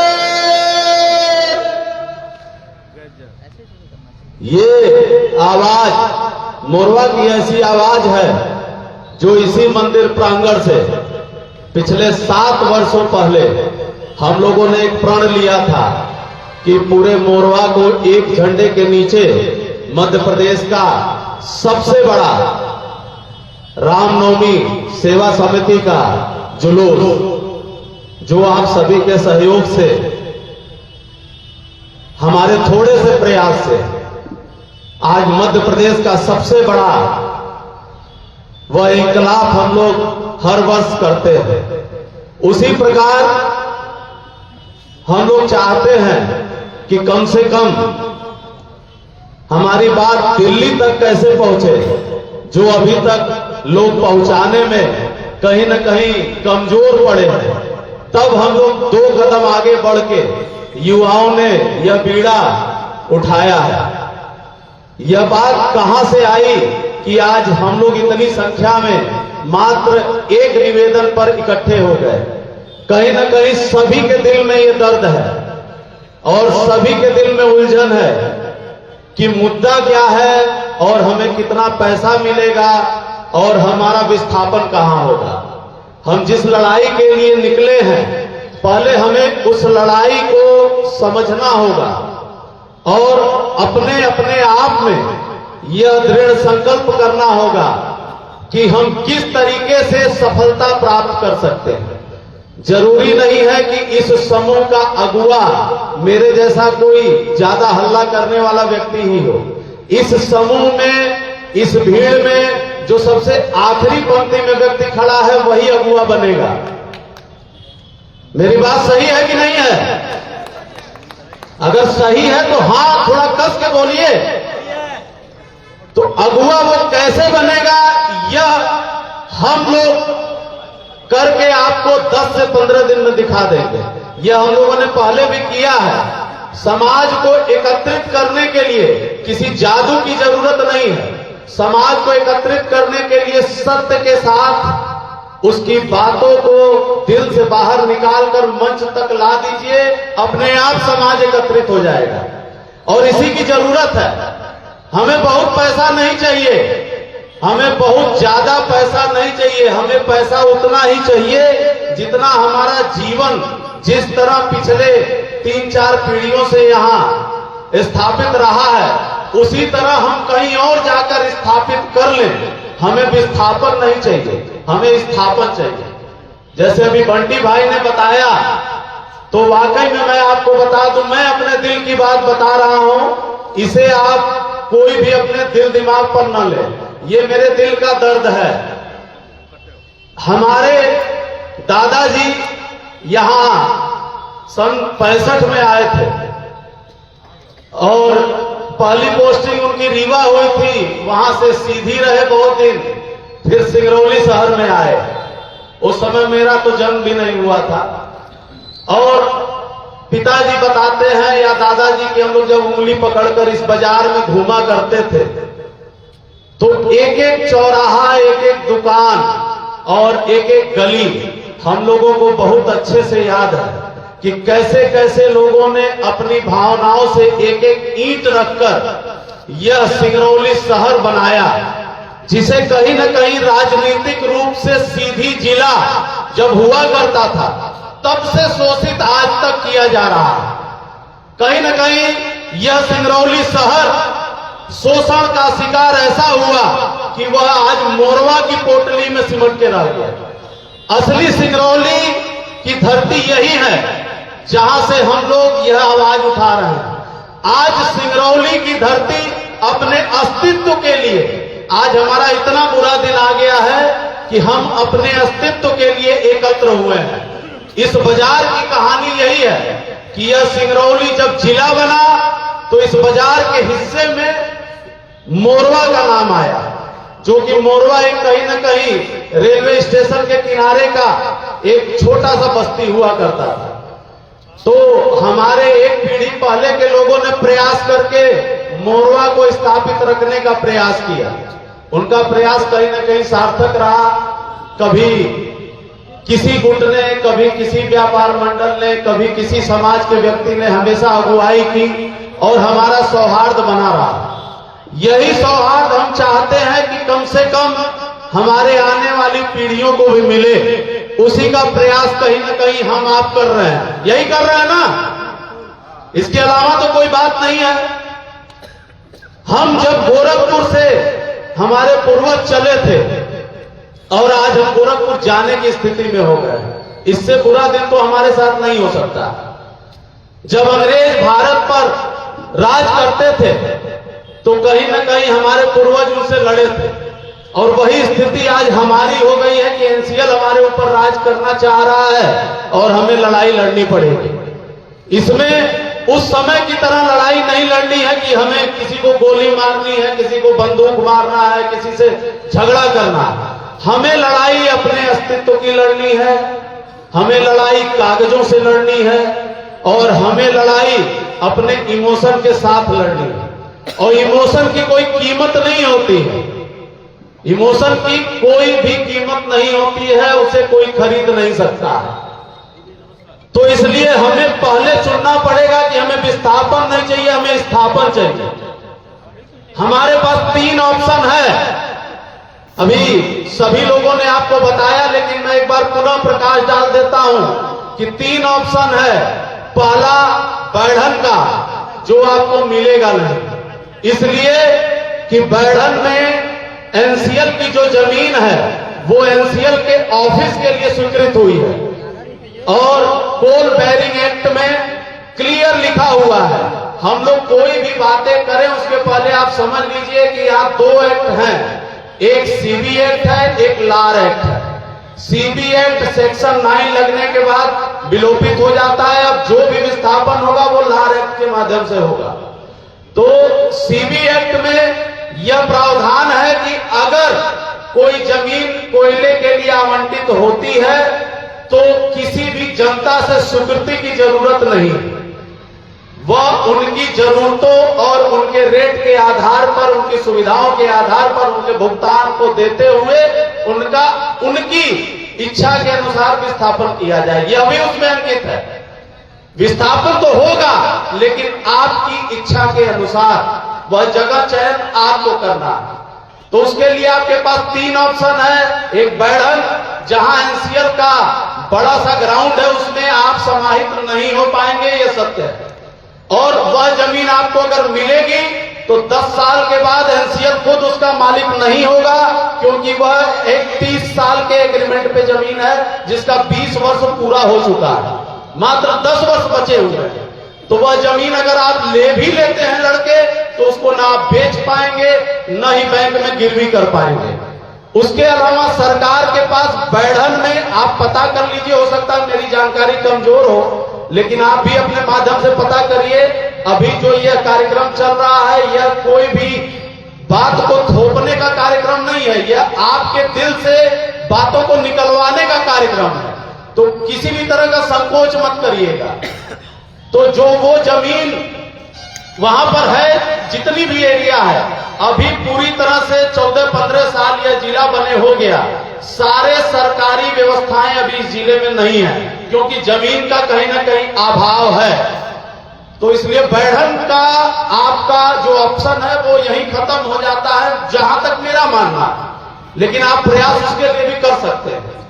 दूसरा, आपको जो बताया गया, कहीं ना कहीं उसमें जो हम लोगों को पता चला, एनसीएल के द्वारा छलावा किया गया कि जो एक ऑप्शन रख दिया गया भलुगढ़ का। भलुगढ़ की स्थिति वैसे ही होगी जैसे हमारे बुजुर्गों ने यह मोरवा शहर बसाया और हमें 3 तरफ से घेर दिया गया, और उस समय हमारे बुजुर्गों ने प्रयास नहीं किया कि यह शहर एनएच के उस पार चला जाए। अगर यह शहर एनएच के उस पार चला गया होता तो शायद आज हमें विस्थापन की इतनी दंश नहीं झेलनी पड़ती। हमारे पास वहां से लेकर दुधमनिया तक ऑप्शन था, हम लोग पैसा लेते और चुपचाप अपना विकास वहीं कर लिए होते, और जो सक्षम होते शायद उनके 2-3 मकान होते तो एकाध उस तरफ भी होते। लेकिन वह गलती कहीं ना कहीं हमारे पुराने नेताओं से कह लीजिए, हमारे जनप्रतिनिधियों से कह लीजिए, या हमारे जो भी नेतृत्व करता रहे उनसे यह गलती हुई है कि मोरवा शहर को बढ़ाने का कार्य नहीं किया गया। तो आपके पास दूसरा जो ऑप्शन है भलुगढ़ का, तो भलुगढ़ में मात्र 300 हेक्टेयर जमीन जो कलेक्टर साहब के द्वारा बताया गया, जो अभी तक हमने भी पता किया अपने माध्यम से, उसमें 100 हेक्टेयर जमीन ऑलरेडी एक प्राइवेट कोयला जो ओपन कास्ट की कंपनी है, जिन्होंने प्राइवेट माइंस ली है, उनका एप्लीकेशन लग चुका है, अभी अलॉटमेंट नहीं हुआ है। तो अगर इस तरह की जो भी जमीनें अलॉट होती है तो जिसका पहले आवेदन लगता है, मान्यता उसको पहले मिलती है। तो हमारे पास मात्र वहां 200 हेक्टेयर का ऑप्शन है, और शायद 200 हेक्टेयर में हमारा मोरवा शहर फिर उसी तरह संकुचित होकर रह जाएगा। तीसरा सबसे बड़ा ऑप्शन है हमारे पास खनाना बैरियर से लेके और गोरवी बस्ती के बीच में, जो बिजुल नदी के दोनों तरफ का क्षेत्र है। यह मैं आपको ये इसलिए नहीं बता रहा हूं कि आप वहां बसें, यह मैं आपको जानकारी के लिए बता रहा हूं कि आपकी भी जानकारी सुनिश्चित होनी चाहिए। वहां हमारे इस समिति के लोगों ने पता किया कि लगभग तुरंत में अभी नजदीक के वार्ड क्रमांक 1 के ही क्षेत्र में 300 हेक्टेयर से ज्यादा जमीन ऑलरेडी सरकारी है। बगल में सटा हुआ चुरकी रेलवे स्टेशन है, जिसका सुंदरीकरण करने का कहीं न कहीं रेलवे का मैप तैयार हो चुका है। मोरवा को जो यात्रियों की सुविधा के लिए इस्तेमाल किया जाता है, अगर हमारा शहर उधर जाता है तो मोरवा स्टेशन के लिए चुरकी का एक अच्छा ऑप्शन होगा, जो पोल्यूशन फ्री एरिया में चुरकी रेलवे स्टेशन पे जाके हम लोग ट्रेन पकड़ सकते हैं। ये मेरा अपना मानना है। और दूसरा सबसे बड़ा ऑप्शन होगा जो इलाहाबाद से चलकर, जैसे यादव भाई ने बताया, मोरवा को आ रही है सड़क, वह सड़क मोरवा के बाद अगला उसका फेस होगा सुंदरगढ़ उड़ीसा जाएगी, जो कहीं न कहीं बैढ़न से कनेक्टेड होके जाएगी। उसे हो सकता है हम लोगों ने अगर प्रयास किया तो जयंत के खदान के बगल से भी वह सड़क निकल सकती है। एक ऑप्शन वो भी हमारे पास है कि हम 2-2 NH के बीच में रहेंगे। और तीसरा सबसे बड़ी बात कि हमारे पास अगर 300 हेक्टेयर में बसाहट होती है NCL की, तो जो हम मुआवजा पाएंगे उस पैसे का इस्तेमाल आगे और दुधमनिया तहसील, जो कि हमसे एकदम नजदीक, यहां से 10-12 किलोमीटर पे ही है, वहां तक हम बड़े आराम से आगे अपने पैसे का निवेश कर सकते हैं। और नगर निगम के लिए जो वार्ड यहाँ 5-6 वार्ड विलोपित हो रहा है, तो कहीं न कहीं सटे एरिया में 1 नंबर वार्ड के बाद 2 number, 3 number, 4 number, 5 number, 9 number, 10 number तक बनाने में किसी तरह की अड़चन नहीं आएगी। अगर हम भलुगढ़ जाते हैं तो बीच में 15 किलोमीटर का क्षेत्र ग्रामीण है, वह छूट जाएगा, तो टेक्निकली नगर निगम उड़ के कहीं से अलग से आपको वार्ड की सुविधा नहीं दे सकता। तो हम नगर, हमारी पहली डिमांड इस मंच से यही है कि हम नगर निगम से उजड़े और पुनः नगर निगम में स्थापित हो जाए, कि हम नगर निगम से उजड़कर पुनः नगर निगम में स्थापित हो जाएं, ताकि हमको नगर निगम की सुविधाओं का पूरा लाभ मिलता रहे।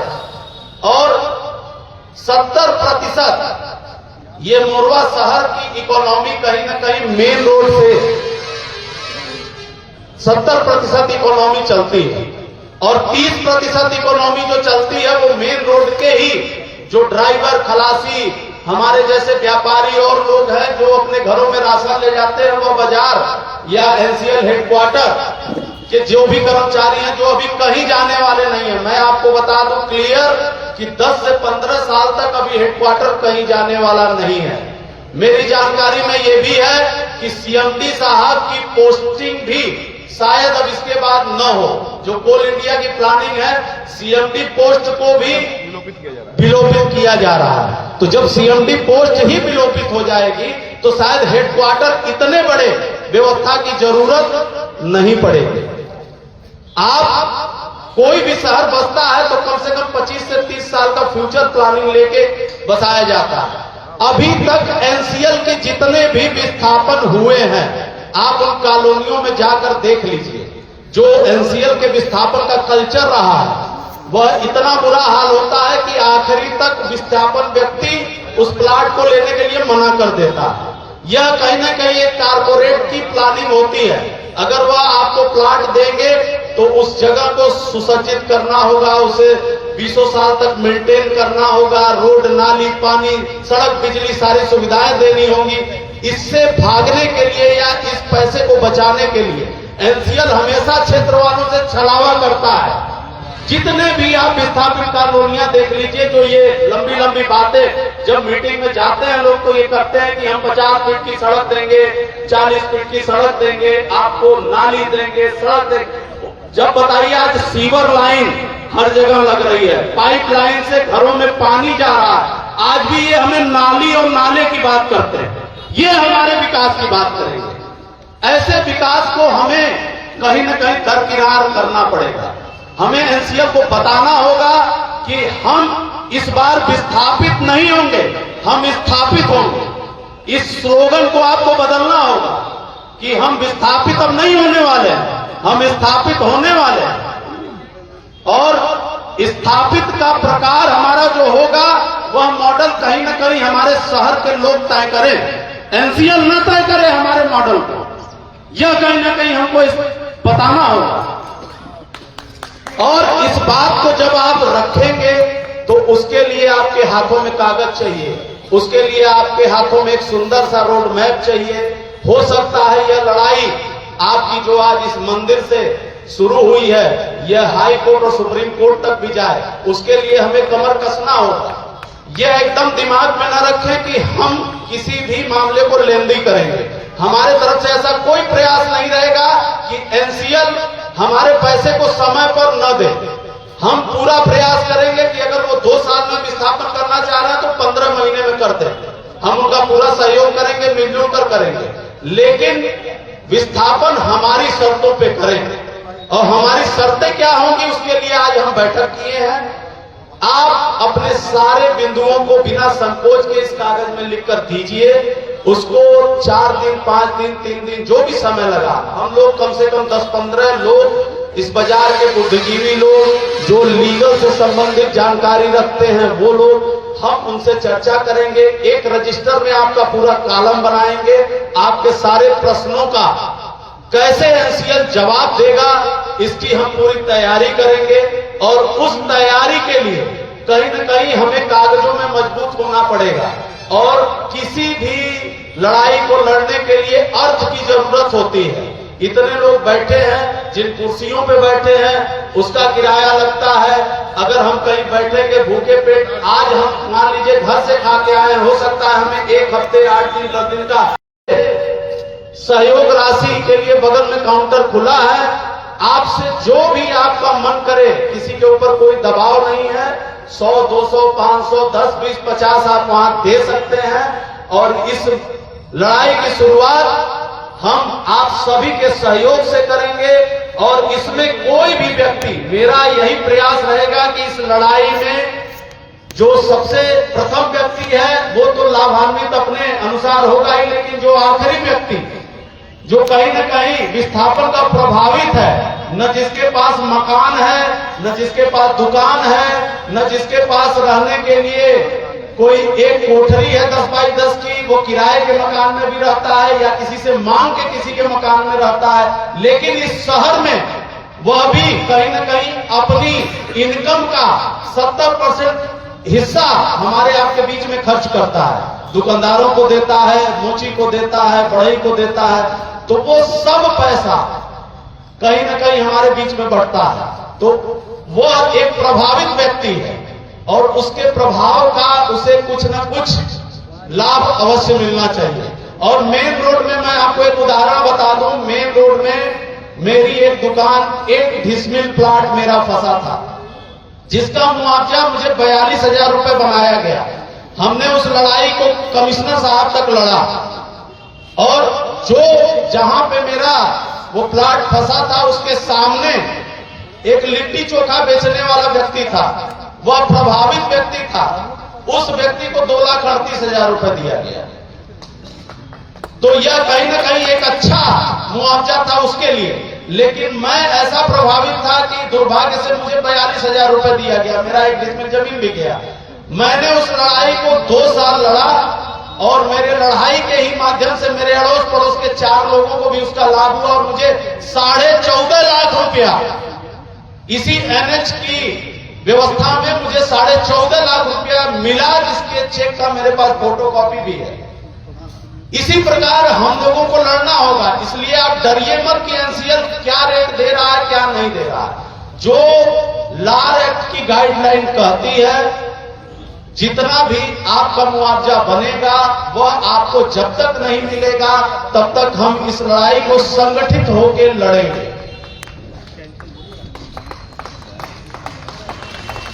और आपको बता दें कि बहुत लोगों के दिमाग में ये भी भ्रम होगा कि कहीं न कहीं नेतागिरी के शिकार न हो जाए, मेढौली की तरह, यहाँ की तरह, वहां की तरह। तो आप ये मन में एकदम संकोच मत करिए, हम लोग किसी भी नेतागिरी की बात नहीं कर रहे हैं। आज हमारा घर उजड़ रहा है, हमारा परिवार बिखर रहा है, तो कहीं न कहीं हम इस परिवार को एक साथ समेट के पुनः स्थापित होने की बात कर रहे हैं। तो किसी भी तरह की हमारी लड़ाई आपसी नहीं है और हमारी लड़ाई प्रशासन से भी सिर्फ अपने हक के लिए है। और जब तक अपने हक की आवाज आप भोपाल और दिल्ली तक नहीं पहुंचाएंगे, तब तक वह आवाज इस मोरवा शहर में दबी रह जाएगी और नुकसान हर एक व्यक्ति का होगा। फिर हम आने वाली पीढ़ी को जवाब नहीं दे पाएंगे कि इस सपनों के शहर को हमारे सामने उजाड़ा गया और फिर हम इसे बसा नहीं पाए। मैं आपका ज्यादा समय नहीं लूंगा। आप लोग एक इसी तरह अब अगली जब भी बैठक हो तो हर व्यक्ति कम से कम 2-2, 3-3 व्यक्ति को और लेके आए, 2-2, 3-3 व्यक्ति को और इस मंच में जोड़े और हमारी यह लड़ाई मजबूती से हम लोग लड़े। एक बार पुनः बोलिए जय श्री राम। बहुत बहुत धन्यवाद राजेश जी, आपने बखूबी तरीके से सभी को समझाने का प्रयास किया। ये जो विस्थापन हो रहा है ये शेड्यूल 4 का कंपल्सरी एक्विजिशन है, जिसमें कि हमारा एक्विजिशन पार्ट सीपीएक्ट से किया जा रहा है और पुनर्वासन हमारा लाल एक्ट से किया जा रहा है। अगर मैं सीधी भाषा में आपको, कुछ लोग सोचते होंगे धारा 4, धारा 7 और धारा 9 के बारे में, तो अगर हम शुद्ध भाषा में उसे बात करें तो एक हम लोग एक कर सकते हैं, बता सकते हैं कि जिस प्रकार एक परिवार को लड़की को देखने जाता है तो वो होती है धारा 4, जब छेका हो जाता है तो हो जाता है धारा 7 और जब शादी हो जाती है तो हो जाती है धारा 9। तो ये अब धारा 9 का क्या विवाद, हम लोग की जमीन जो है सरकार को चली गई है। और बहुत ही अच्छे तरीके से राजेश ने बताया कि किस प्रकार से सिंगरौली को मोरवा कर दिया गया। वास्तव में मूल सिंगरौली तो यही है जहां हम बैठे हैं। ऋषि श्रृंगी ऋषि की जो तपोभूमि है वो अगर आप वेदों में भी जाएंगे तो इसी क्षेत्र का व्याख्यान होता है कि जो हनुमान मंदिर टिप्पा झरिया वाला एरिया है उसी के आसपास यहाँ इन्होंने आकर तपस्या की थी और जगत जननी दुर्गे को प्रसन्न किया था। ये वास्तव में सिंगरौली का हम अपना मूल भाव नहीं छोड़ना चाहेंगे, क्योंकि स्टेशन भी हमारा सिंगरौली के नाम से, पोस्ट ऑफिस भी हमारा सिंगरौली के नाम से, लेकिन राजनीतिक चोट होने के कारण लोग इसे मोरवा बोलते हैं। हम लोग नहीं बोलते हैं, वो पहाड़ के नीचे वाले मोरवा बोलते हैं। अब मैं हमारे बीच में तक्कर साहब बैठे हैं, उनसे निवेदन करना चाहूंगा कि कम शब्दों में और कम समय में सभी को अपनी बातों से संबोधन करें।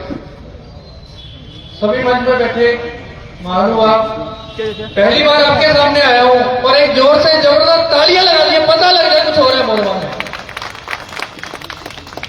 मैं ऐसी कॉमन बात करता हूं, हो सकता है किसी को कड़वी लगती है तो लग जाए, पर आपका नुकसान नहीं होने दूंगा।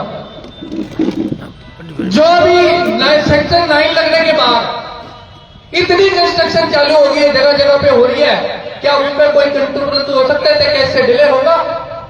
क्या उनको पैसा मिलने वाला उतना मिलेगा जितना आज कंस्ट्रक्शन कर रहे हैं? पैसा नहीं है, कर्जे भी लेके कर रहे हैं। भैया पहले पूरी गाइडलाइन क्लियर कर लो, कर्जे में पता जाना। तो ये सारी बात करनी बहुत जरूरी है। Thank you.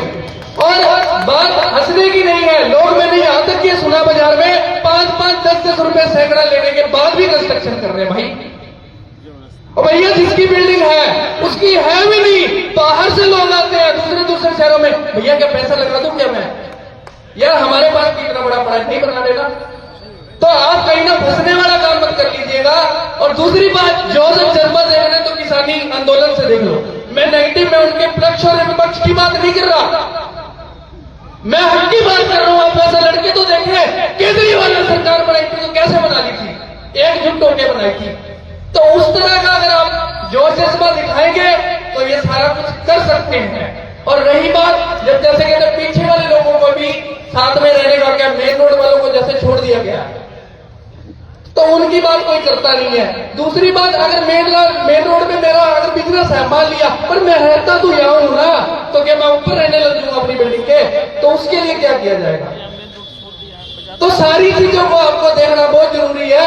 आपसे सबसे कम उम्र का नया बच्चा हो, कोई गलत किया गया हो जोश में तो समाप्त करना। थैंक यू, नमस्कार, सत श्री अकाल।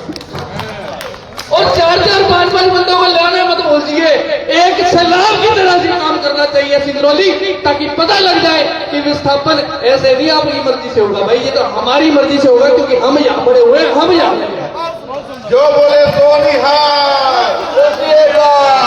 बहुत धांसू भाषण आपने दिया और लोगों को जागृत किया। टक्कर साहब, बहुत बहुत धन्यवाद आपका। हमारे बीच में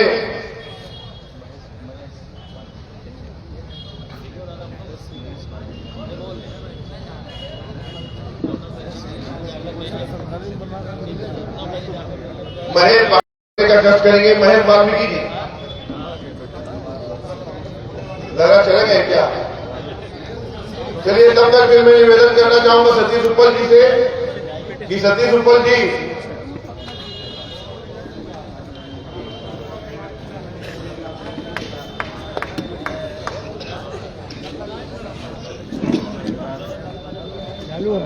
हेलो भाई,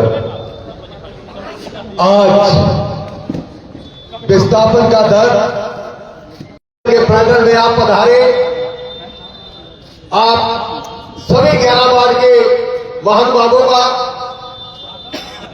और आए हुए नौजवानों का, महिला शक्ति का आभार व्यक्त करता हूं। और पूर्व में जो हमारे मित्रों ने बताया, बहुत सब तरीके से बताया, क्योंकि ये शहर कैसे बसा आपने देखा।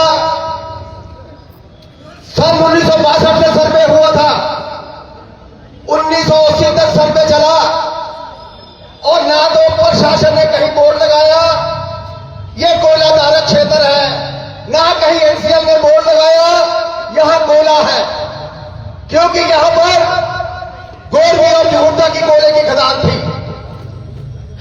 चंद और बीना एक सप्ताह में उद्घाटन हुआ था। तो मित्रों, जब हम लोग मकान बना रहे थे, रिश्तियां करा रहे थे, तो हमको रोकना चाहिए था।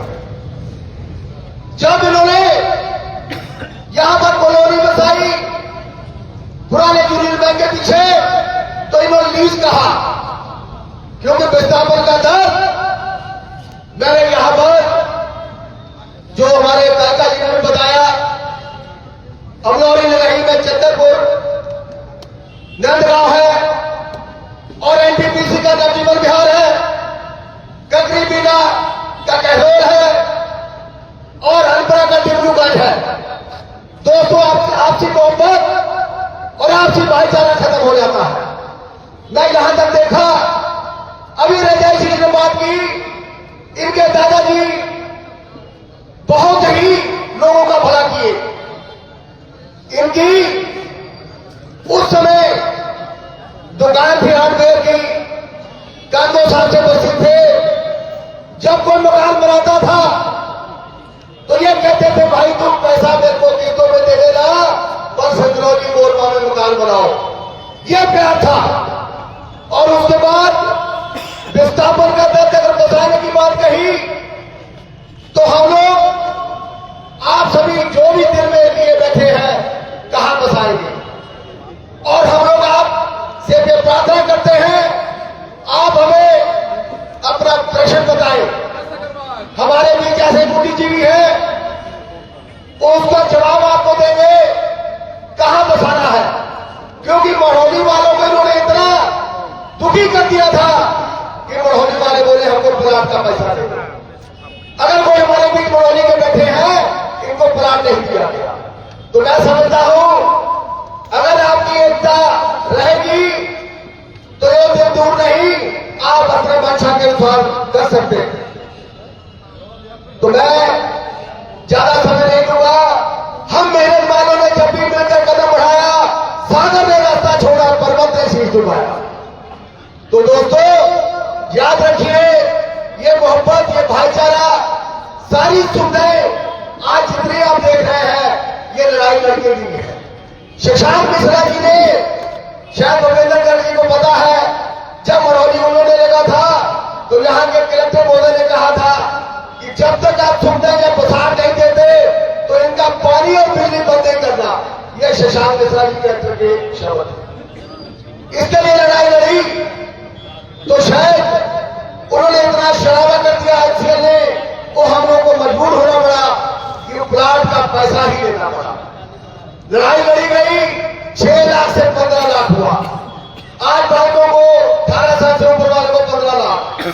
बाकी हमारे मित्रों ने जो कुछ बताया, ये लड़ाई आसान नहीं है। अगर और भी लड़ाई लड़नी पड़ेगी, अगर हमको भोपाल या दिल्ली जंतर मंतर भी जाना पड़ेगा, हम लोग जाएंगे। उस समय ये कहा कि हमारे जनप्रतिनिधि हमारे बीच नहीं थे, तो यहाँ के विधायक आप जानते हैं, शर्मा साहब ने डडल में इसका उद्घाटन किया था ऑफिस का। रामचंद्र जी कहते हैं जल्दी करिए, इसको ट्रांसफर करिए, बनाइए, मगर नहीं बना। तो ये ऑफिस के जितने भी कर्मचारी हैं वो हमारे आय का साधन ही है, इसमें कोई दो राय नहीं, पूरे वक्ताओं ने कहा। तो आप एकता दिखाते रहिए, ऐसे ही प्यार मोहब्बत रहेगा, ऐसे ही हम सीखेंगे। हमारी टीम नौजवानों की है, हम पीछे नहीं हटेंगे। शुक्रिया, धन्यवाद। बहुत धन्यवाद आदरणीय सतीश रूपल जी। आपने जिस प्रकार से सिंगरौली एकता के बारे में बताया, निश्चित रूप से वह सराहनीय है। जिस समय वार्ड नंबर 10 का विस्थापन हो रहा था और जो 12 स्कूल का मौर्य ने 2 लाख बनाया और आप लोग की एकता जाकर जब सिंगरौली में एनसीएल गेट पे ताले लगवा दिए, तो ताले लगने के बाद वो 2 लाख रुपए 24 लाख हो गए। तो ये है एकता में ताकत। हम लोग सबको संगठित होकर के लड़ाई लड़ना है।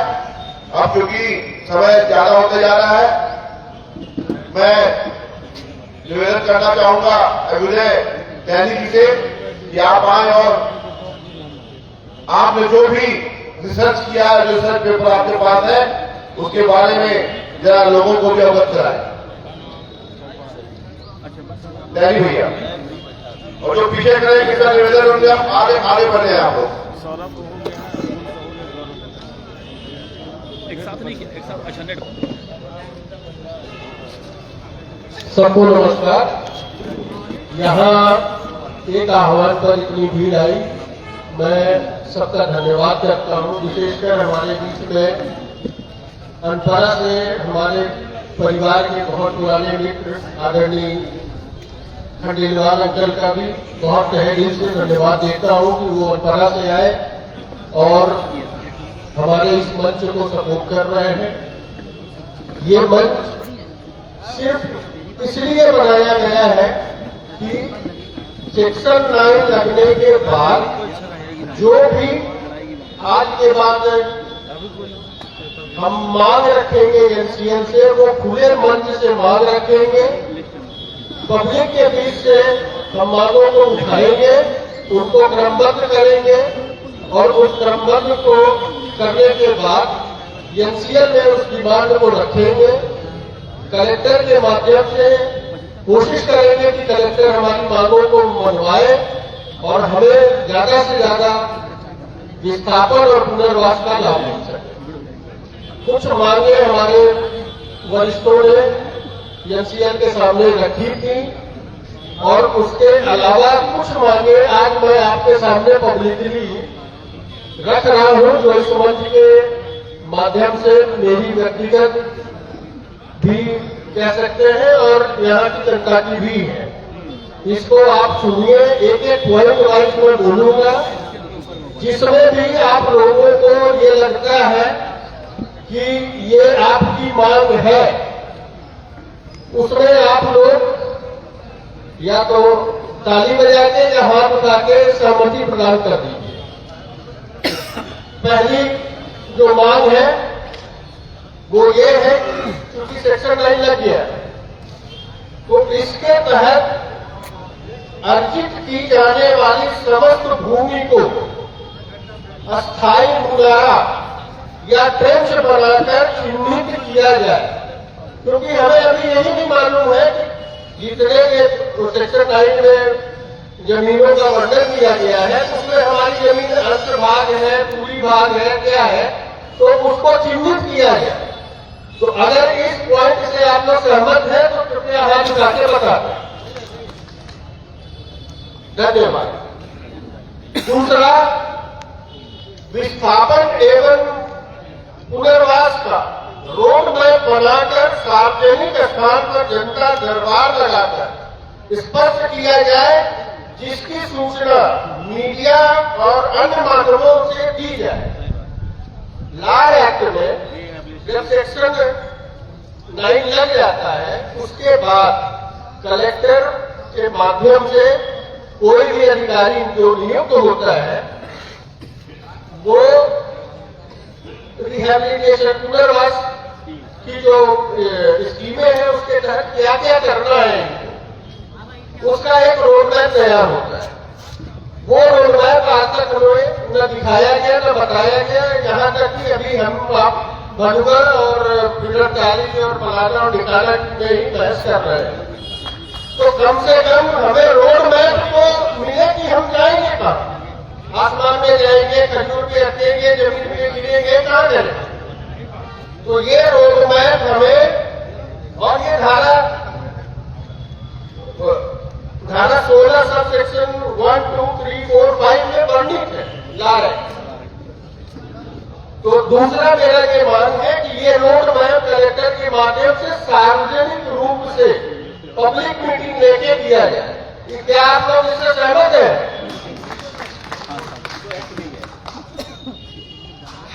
लेकिन जानकारी नहीं और आज तक ही नहीं जा रही, इसलिए। तीसरा, सेक्शन 9 के तहत अर्जित की जाने वाली समस्त भूमि का अर्जन एक मुक्त किया जाए, न कि टुकड़ों में, क्योंकि जो सेक्शन 9 लगा है आप लोगों ने ध्यान दिया होगा वो 2 पार्ट में, और बेहौली की कुछ जमीनें जैसे 5 हेक्टेयर का रखवा, 225 हेक्टेयर का रखवा, दोनों में अलग अलग कर दिया गया। तो पता चला कि जैन खदान को आज चाहिए और दूधी जुआ खदान को 25 साल बाद चाहिए। तो जो जैन खदान को चाहिए वो तो आदमी ले लेंगे, और जो दूधी जुआ को चाहिए वो 25 साल बाद हमसे लेंगे। तो ये हमें अब मान्य नहीं है। तो अब जो भी अर्जन होगा वो संपूर्ण मोरवा का एक साथ किया जाना चाहिए, ये मांग हमारी इस मंच के द्वारा है। सबसे महत्वपूर्ण है। चौथा, चूंकि मोरवा नगर निगम सिंगरौली के अंतर्गत आता है और पूर्व में भी विस्थापन का दंश दे चुका है, इसको सभी लोग जानते हैं, जिसकी वजह से यहाँ की भूमि एवं परिसंपत्तियों का बाजार मूल्य हाल के विस्थापन की वजह से बढ़ नहीं पाए। अतः अर्जित की जाने वाली समस्त भूमि एवं परिसंपत्तियों का मूल्यांकन नगर निगम सिंगरौली के बैनर के किसी 3 वार्ड जो सबसे अधिक हो उसको आधार मानकर बाजार मूल्य तय किया जाए। और ये कोई ऐसी डिमांड नहीं है जो हम एक्ट के अलावा मांग रहे हैं। ये एक्ट में 26 सबसेक्शन A का पार्ट है और उस वैल्यूएशन को कलेक्टर पब्लिकली अनाउंस कर देता है। तो जो भी हमारी जमीनों की वैल्यूएशन का बेसिक रेट है वो हमें बैरन के किसी 2 बार जिनके रेट सबसे ज्यादा हो उसके अनुसार हमें करना है। क्या इस बात से आप लोग सहमत हैं? अब आ जाते हैं 5वें नंबर। अर्जित की जाने वाली समस्त भूमि एवं परिसंपत्ति का मूल्यांकन एक ही डेट से किया जाए। ये क्यों आ रहा है? क्योंकि पूर्व में जो वार्ड नंबर 10 जब उसका विस्थापन होता था तो उसके रेट बढ़ा दिए गए थे।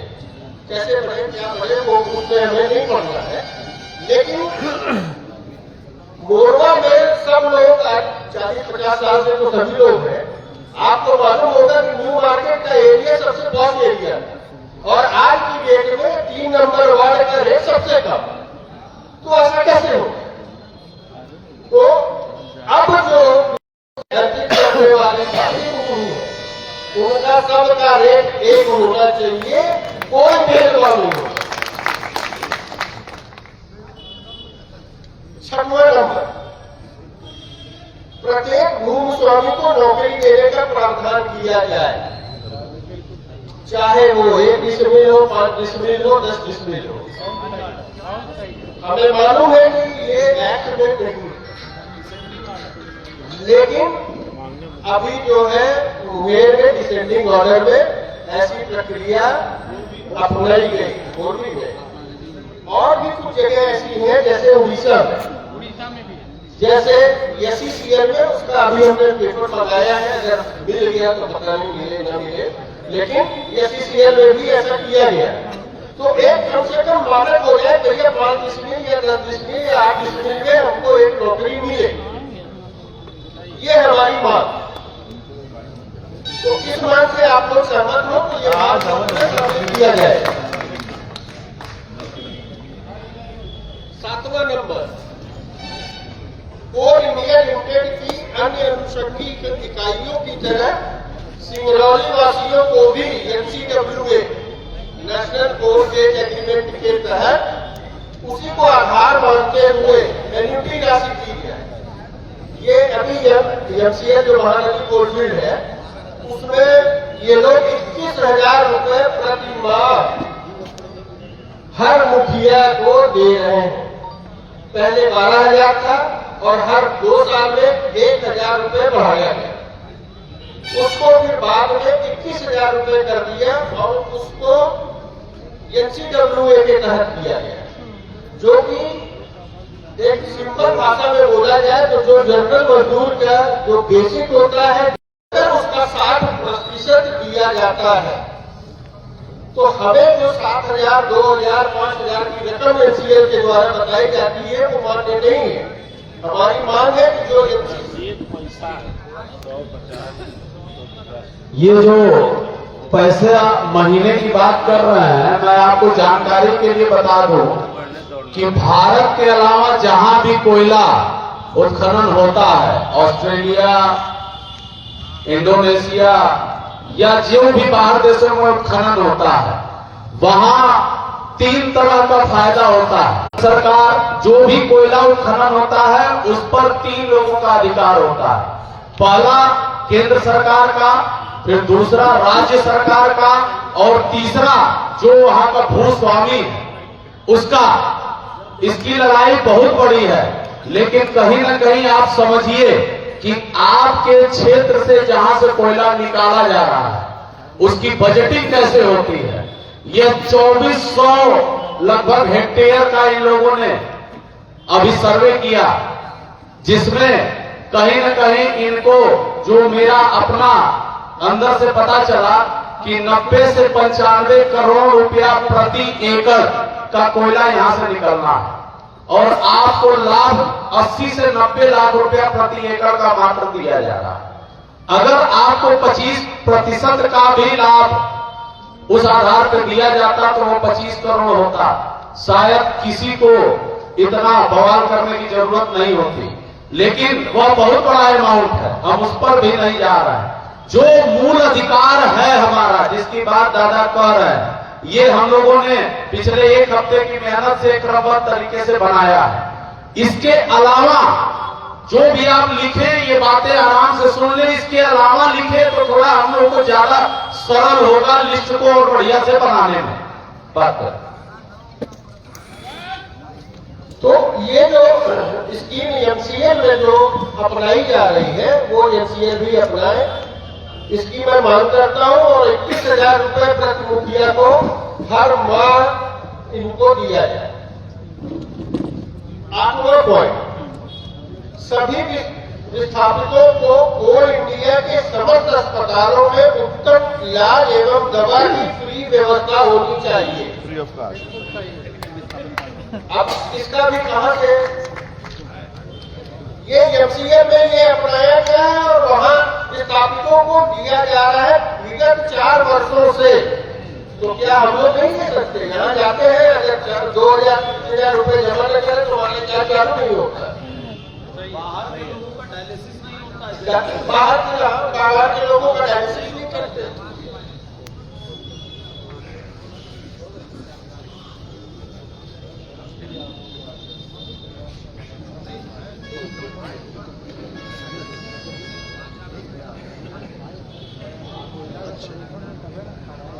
अच्छा, अंकल ने बताया कि यहाँ जो कॉन्ट्रैक्टर मजदूर हैं उनको भी ये फैसिलिटीज ऑलरेडी मिलती हैं।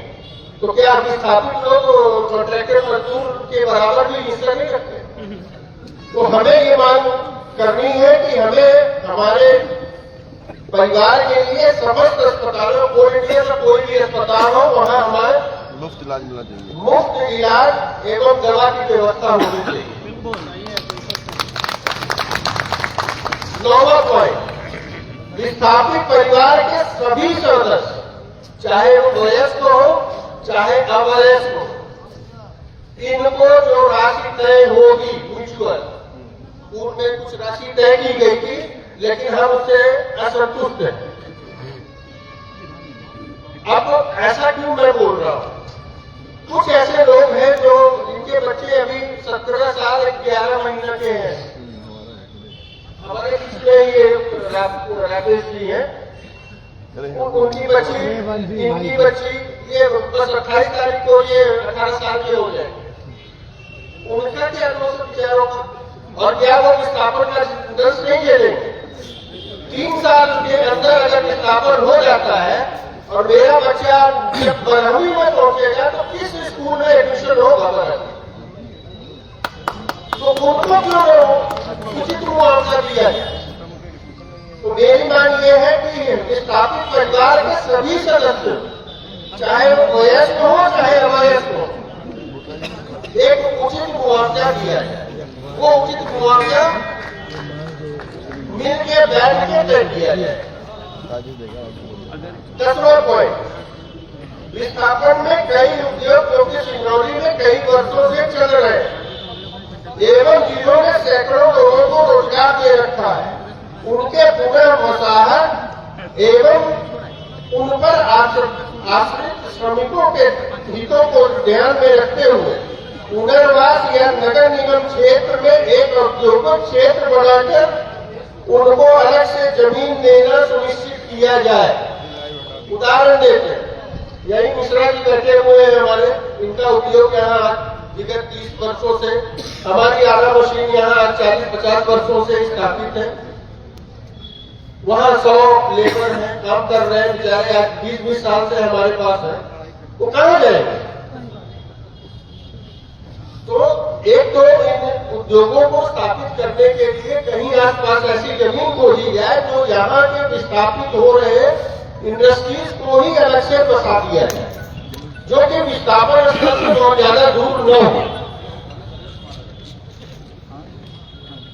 11वां पॉइंट, भू अर्जन पश्चात वसाहत के लिए दिए जाने वाले प्लॉट प्रत्येक विस्थापित को रजिस्ट्री करके दी जाए, जो कि एक्ट में भी लिखा हुआ है, जिससे कि भविष्य में इस भूमि का क्रय विक्रय बिना रोक टोक के दिया जा सके, जो भी हमें प्लॉट दिया जाता है।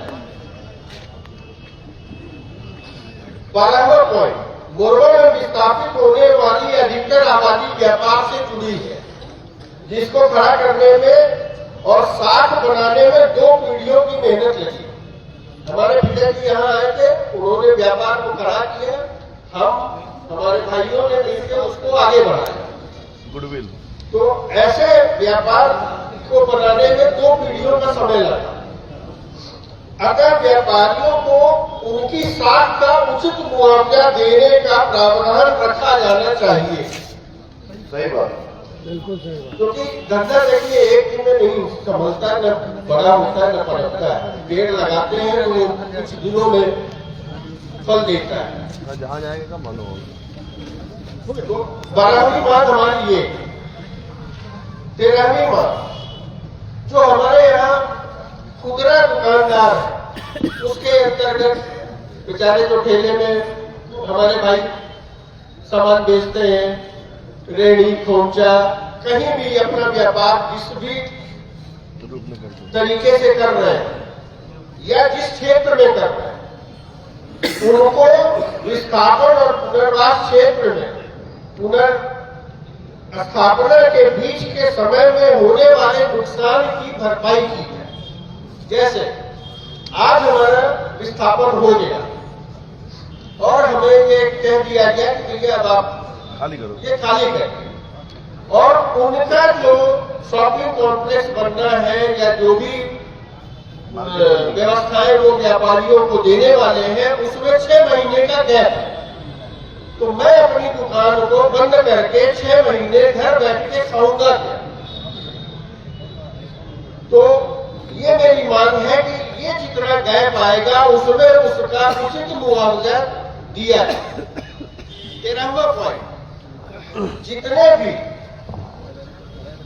प्रभावित विस्थापित जिनके पास जमीनें नहीं है या जिनके पास अपना मकान नहीं है, भाड़े में रह रहे हैं, छोटा व्यापार कर रहे हैं, घूम के व्यापार कर रहे हैं, उनको भी विस्थापन और पुनर्वास के सभी लाभ जो हमें मिले वो उन्हें भी मिले, जिससे वो हमारे साथ हमेशा जुड़े हैं। ये इतनी 14 मांगे अभी हम लोगों ने लयबद्ध करके, क्रमबद्ध करके अभी लिखा है, और इसके साथ जितना भी और मांगे आएंगी वो इनको जोड़ते जाएंगे। इसमें जोड़ते हुए सभी मांगों को एक साथ रखा जाएगा और उस मांग को कलेक्टर और सीएमडी दोनों के बीच में रख के और अपनी मांगों को जो सबसे ज्यादा लाभ मिल सके वो मांग की जाए। आज की जो उपस्थिति है बहुत अच्छी है, लेकिन इतनी उपस्थिति से काम नहीं चलेगा। आधे लोग शायद चले गए, हो सकता है ज्यादा समय हम लोगों ने ले लिया, लेकिन मांगे जब आएंगी तभी हम आगे बढ़ेंगे और हमें ज्यादा से ज्यादा फायदा होगा। इसलिए अभी भी समय है, आप एक तो फॉर्म भर के दे दीजिए, दूसरा एक पन्ने में अपनी सारी मांगे जो भी आपकी हो वो सब लिख के और जगह जगह जहां भी बताया गया है उन जगहों पे जमा कर दें, जिससे ये क्रमबद्ध करके 1 हफ्ते के अंदर इसका प्रेजेंटेशन हम लोग कर दें। और दूसरी जो पब्लिक मीटिंग होगी, अगर आचार संहिता नहीं लगी तो पब्लिक मीटिंग में उन सब मांगों को आपको बता के उसके बाद ही आगे जो भी कार्रवाई होगी वो किया जाएगा। धन्यवाद। बहुत बहुत धन्यवाद एयर इंडिया। निश्चित रूप से आपकी जो 14 मांगे हैं वह सभी के हितों को ध्यान रखते हुए रखी गई है। इन मांगों के अलावा अगर आपके पास और भी कोई इस प्रकार की सोच रखते हो, मांग रखते हो, तो उसको समय सीमा के अंदर हम लोग को प्रस्तुत कर दें, जिससे कि इस मांग पत्र में हम जोड़ करके शासन प्रशासन और एनसीएल प्रशासन के साथ बैठक करके उनसे अपनी मांगे मनवा सकें। इस कार्यक्रम में आगे मैं बुलाना चाहूंगा बड़े भैया श्री शेखर सिंह जी को। उसके पहले मैं 2 लाइन फिर बोल देता हूं। मंजिलें उन्हीं को मिलती है जिनके सपनों में जान होती है। मंजिलें उन्हीं को मिलती है जिनके सपनों में जान होती है। सिर्फ पंखों से कुछ नहीं होता दोस्तों, हौसलों से उड़ान होती है। हौसला बनाए रखें आदरणीय शेखर जी।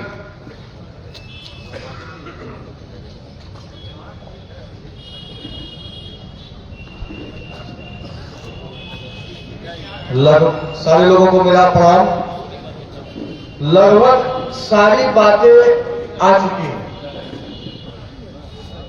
जिसके जिसके पास फॉर्म गया है उसको भर के जहां जहां बताया गया हो वहां पहुंचा दे।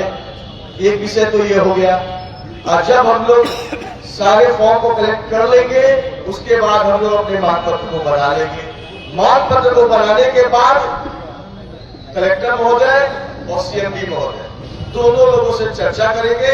चर्चा करने के बाद अपनी मांग को ये बताएंगे। अगर नहीं मानेंगे तो जिस सैलाब के तहत, जिस भीड़ के तहत आप लोग यहाँ दिख रहे हैं कि भीड़ इतनी बड़ी है, इसका 4 गुना 8 गुना आप लोगों को मेहनत करना पड़ेगा। 100 गुना भी हो सकता है, तभी हमारी मांग पूरी हो पाएगी। पिछले महीने भीड़ आई थी ना कि राम के नारे पे सारे लोग आ जाएंगे। तो आप लोग सारे लोग जो है इकट्ठा होइए, एकजुट होना है, क्योंकि अपनी मांग को जब तक हम एकजुट नहीं होंगे कभी पूरा नहीं हो सकता है। प्रशासन हमेशा ताकतवर होता है, तो ये ताकत हमसे बड़ा नहीं है, जनता से बड़ा नहीं है, हमारे भाइयों से बड़ा नहीं है। इसलिए हमारा मांग जो भी होगा उसको हम लोग शासन प्रशासन को देंगे और मनवाने का पूरा कोशिश करेंगे। और कोशिश नहीं करेंगे, छीनेंगे। मांगने से नहीं मिले, छीनेंगे। याचना नहीं होगा, ऋण होगा। बस नहीं बोलेंगे, इससे ज्यादा क्या बोले। सब कोई बोल चुका है, सारी मांगे। बहुत लोग भीड़ धीरे धीरे जा भी रही है, तो अपने भाई बंटी जी को दे रहा हूं। और हाँ, एक बात याद आ गई, 2026 में परिसीमन होना है। हम लोग प्रतारी की बात इसलिए नहीं कर रहे कि हमारी जमीन में कोई जमीन मिलेगी वहां, एक जिसमें भी जमीन मैंने प्रतारी में नहीं लिया है, नहीं लिया है। ये मैं अपने प्रत्यक्ष हृदय से बोल रहा हूं, एक जिसमें भी नहीं, मेरा कोई विश्वास नहीं है वहां। देखिए, नगर निगम से हम हैं, आगे वाला भविष्य में हम नगर निगम क्षेत्र में ही जाए तो नगर निगम क्षेत्र कहां बनेगा? अब गोरवी के अलावा ऐसे छलांग मारने को नहीं बनेगा। भलुगढ़ में छलांग मारने को नहीं ना बनेगा।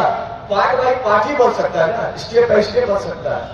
तो हम यहाँ है, वार्ड क्रमांक 1 बगल में है, कुशवई है, पिरताली है, कुछ भाग खेवा भी है, कुछ भाग आपका खराना का क्षेत्र भी है। तो ये बसाहट के क्या है कि अब इधर भी हाथ फैला सकते हैं, इधर औरी की तरफ भी फैला सकते हैं, उधर दुधवैया की तरफ भी फैला सकते हैं। हमारे पास जगह है। दूसरा चीज, विधानसभा जो है एक और बनने जा रहा है। तो हम कोशिश करेंगे कि हमारा नया विधानसभा जो है, ये वाला बेल्ट पूरा विधानसभा में हम प्रवेश कर जाए, तो हमारा विधानसभा भी नया होगा और मौका भी है, नजाकर भी रहेगा और नेता भी बड़े बड़े लोग हैं तो चुनाव भी कर लिया जाएगा। भाई देखिए, व्यवसाय साहब करते नहीं है, मेरे पास कोई व्यवसाय नहीं है, मेरे पास कोई धंधा है, राजेश नहीं है। न मैं कोयला बेचता हूँ, न कोयला का ट्रक चलाता हूँ, न कुछ करता। हाँ, 12,000 रुपया पार्षदी में मिलता है। 12,000 पार्षदी से घर चलता है मेरा और उसी से काम होता है। दवाई भारी करवा लेते हैं, कोई बंटी भाई है, हमारा आलोक भाई पैसा से काम हो जाता है। खैर, ये मजाक का विषय था और इसको काट दीजिएगा लाइव चला लाइव। अच्छा, चलिए कोई बात नहीं, मजाक के लिए सबको एक थक गया था तो मैंने सोचा कुछ मजाक भी कर दिया है। चलिए, हौसला रखिए। ये जो भीड़ है, ये एक मुट्ठी की भीड़ नहीं है, ये आने वाले जनसैलाब की भीड़ है और आने वाला जनसैलाब सिंगरौली मोरवा का तकदीर और तस्वीर दोनों बदलेगा। इन्हीं बातों के साथ जय हिंद, जय भारत। धन्यवाद शेखर भैया। निश्चित रूप से सिंगरौली की जनता शांति की शादी क्रांति से करवाने में माहिर है। जब रेलवे का आंदोलन हुआ तो रेलवे के एडीआरएम को अपने घुटने पे लाके खड़ा कर दिया। इसी प्रकार से जब यहाँ पे साइडिंग बना रही थी एनसीएल ये सर्किट हाउस रोड पे, तो वहां पे साइडिंग नहीं बनने दी। इसी प्रकार से जब मुआवजे में कमी किया 10 नंबर वार्ड का, तो एनसीएल की गेट पे ताला लगा कर एनसीएल को अपने घुटने पे खड़ा होने को मजबूर कर दिया। हमारे बीच में एक बहुत बड़े कवि महाजन बैठे हैं, आदरणीय ओझा जी, अपनी कविता के साथ आप जरा सभी को थोड़ा माहौल बना दें। आप जरा आपकी कविताओं में, आपकी जो कविता है रसदार कविता होती है जी। और अपनी कविता के माध्यम से मार्गदर्शन करें, कृपा करें। सबसे पहले मैं आप सबको नमन करता हूं और विस्थापन के संदर्भ में कुछ बोलना जो है, पहले का बोला गया उसका पुनरावृत्ति होगी, कुछ बोलना नहीं है। और मुझे ये जानकर बहुत खुशी हुई कि यहाँ कोई पार्टी वाला भी नहीं है। तो अक्सर होता है कि इस पार्टी की मुझे बहुत चीज होती है, क्योंकि हिंदुस्तान का कोई बोलता नहीं, सब पार्टी के हो गए हैं। यहाँ जितने लोग हैं सब विस्थापन के लिए चल रहे हैं। और मेरी तबीयत ठीक नहीं थी, लेकिन मैं इसलिए आया कि आप लोगों ने माइक में या व्हाट्सएप ग्रुप में डाला, तो अगर नहीं आएंगे तो भाई आप लोगों को उत्साह कैसे बढ़ेगा? उत्साह भी बढ़ना जरूरी है। भाषण मुझे देने आता नहीं है। राजेश जी की बात मुझे बहुत अच्छी लगी कि स्थापना नहीं, स्थापना होना चाहिए, स्थापित होना चाहिए। मैं भी कहीं जाता हूं तो लोग पूछते हैं कि ओझा जी आपको यहाँ अच्छा लगता है कि सिंगरौली अच्छा लगता है? तो मैं कहता हूं बस ये समझो, यहाँ हमारे शरीर का अंग है सिंगरौली मेरी आत्मा है, तो आत्मा का तो स्थापना ही होना चाहिए, विस्थापन ही होना चाहिए। तो इसके जैसे इनका इतिहास है, सबका इतिहास है। जैसे हम लोग आए हैं 1970 में मैं आया था, उस समय से आज की सिंगरौली क्या है, किसे किसे है, इनके पिताजी रहे, तो बहुत कुछ उन्होंने देखा है। तो स्थापना ही होना चाहिए, विस्थापना नहीं होना चाहिए। और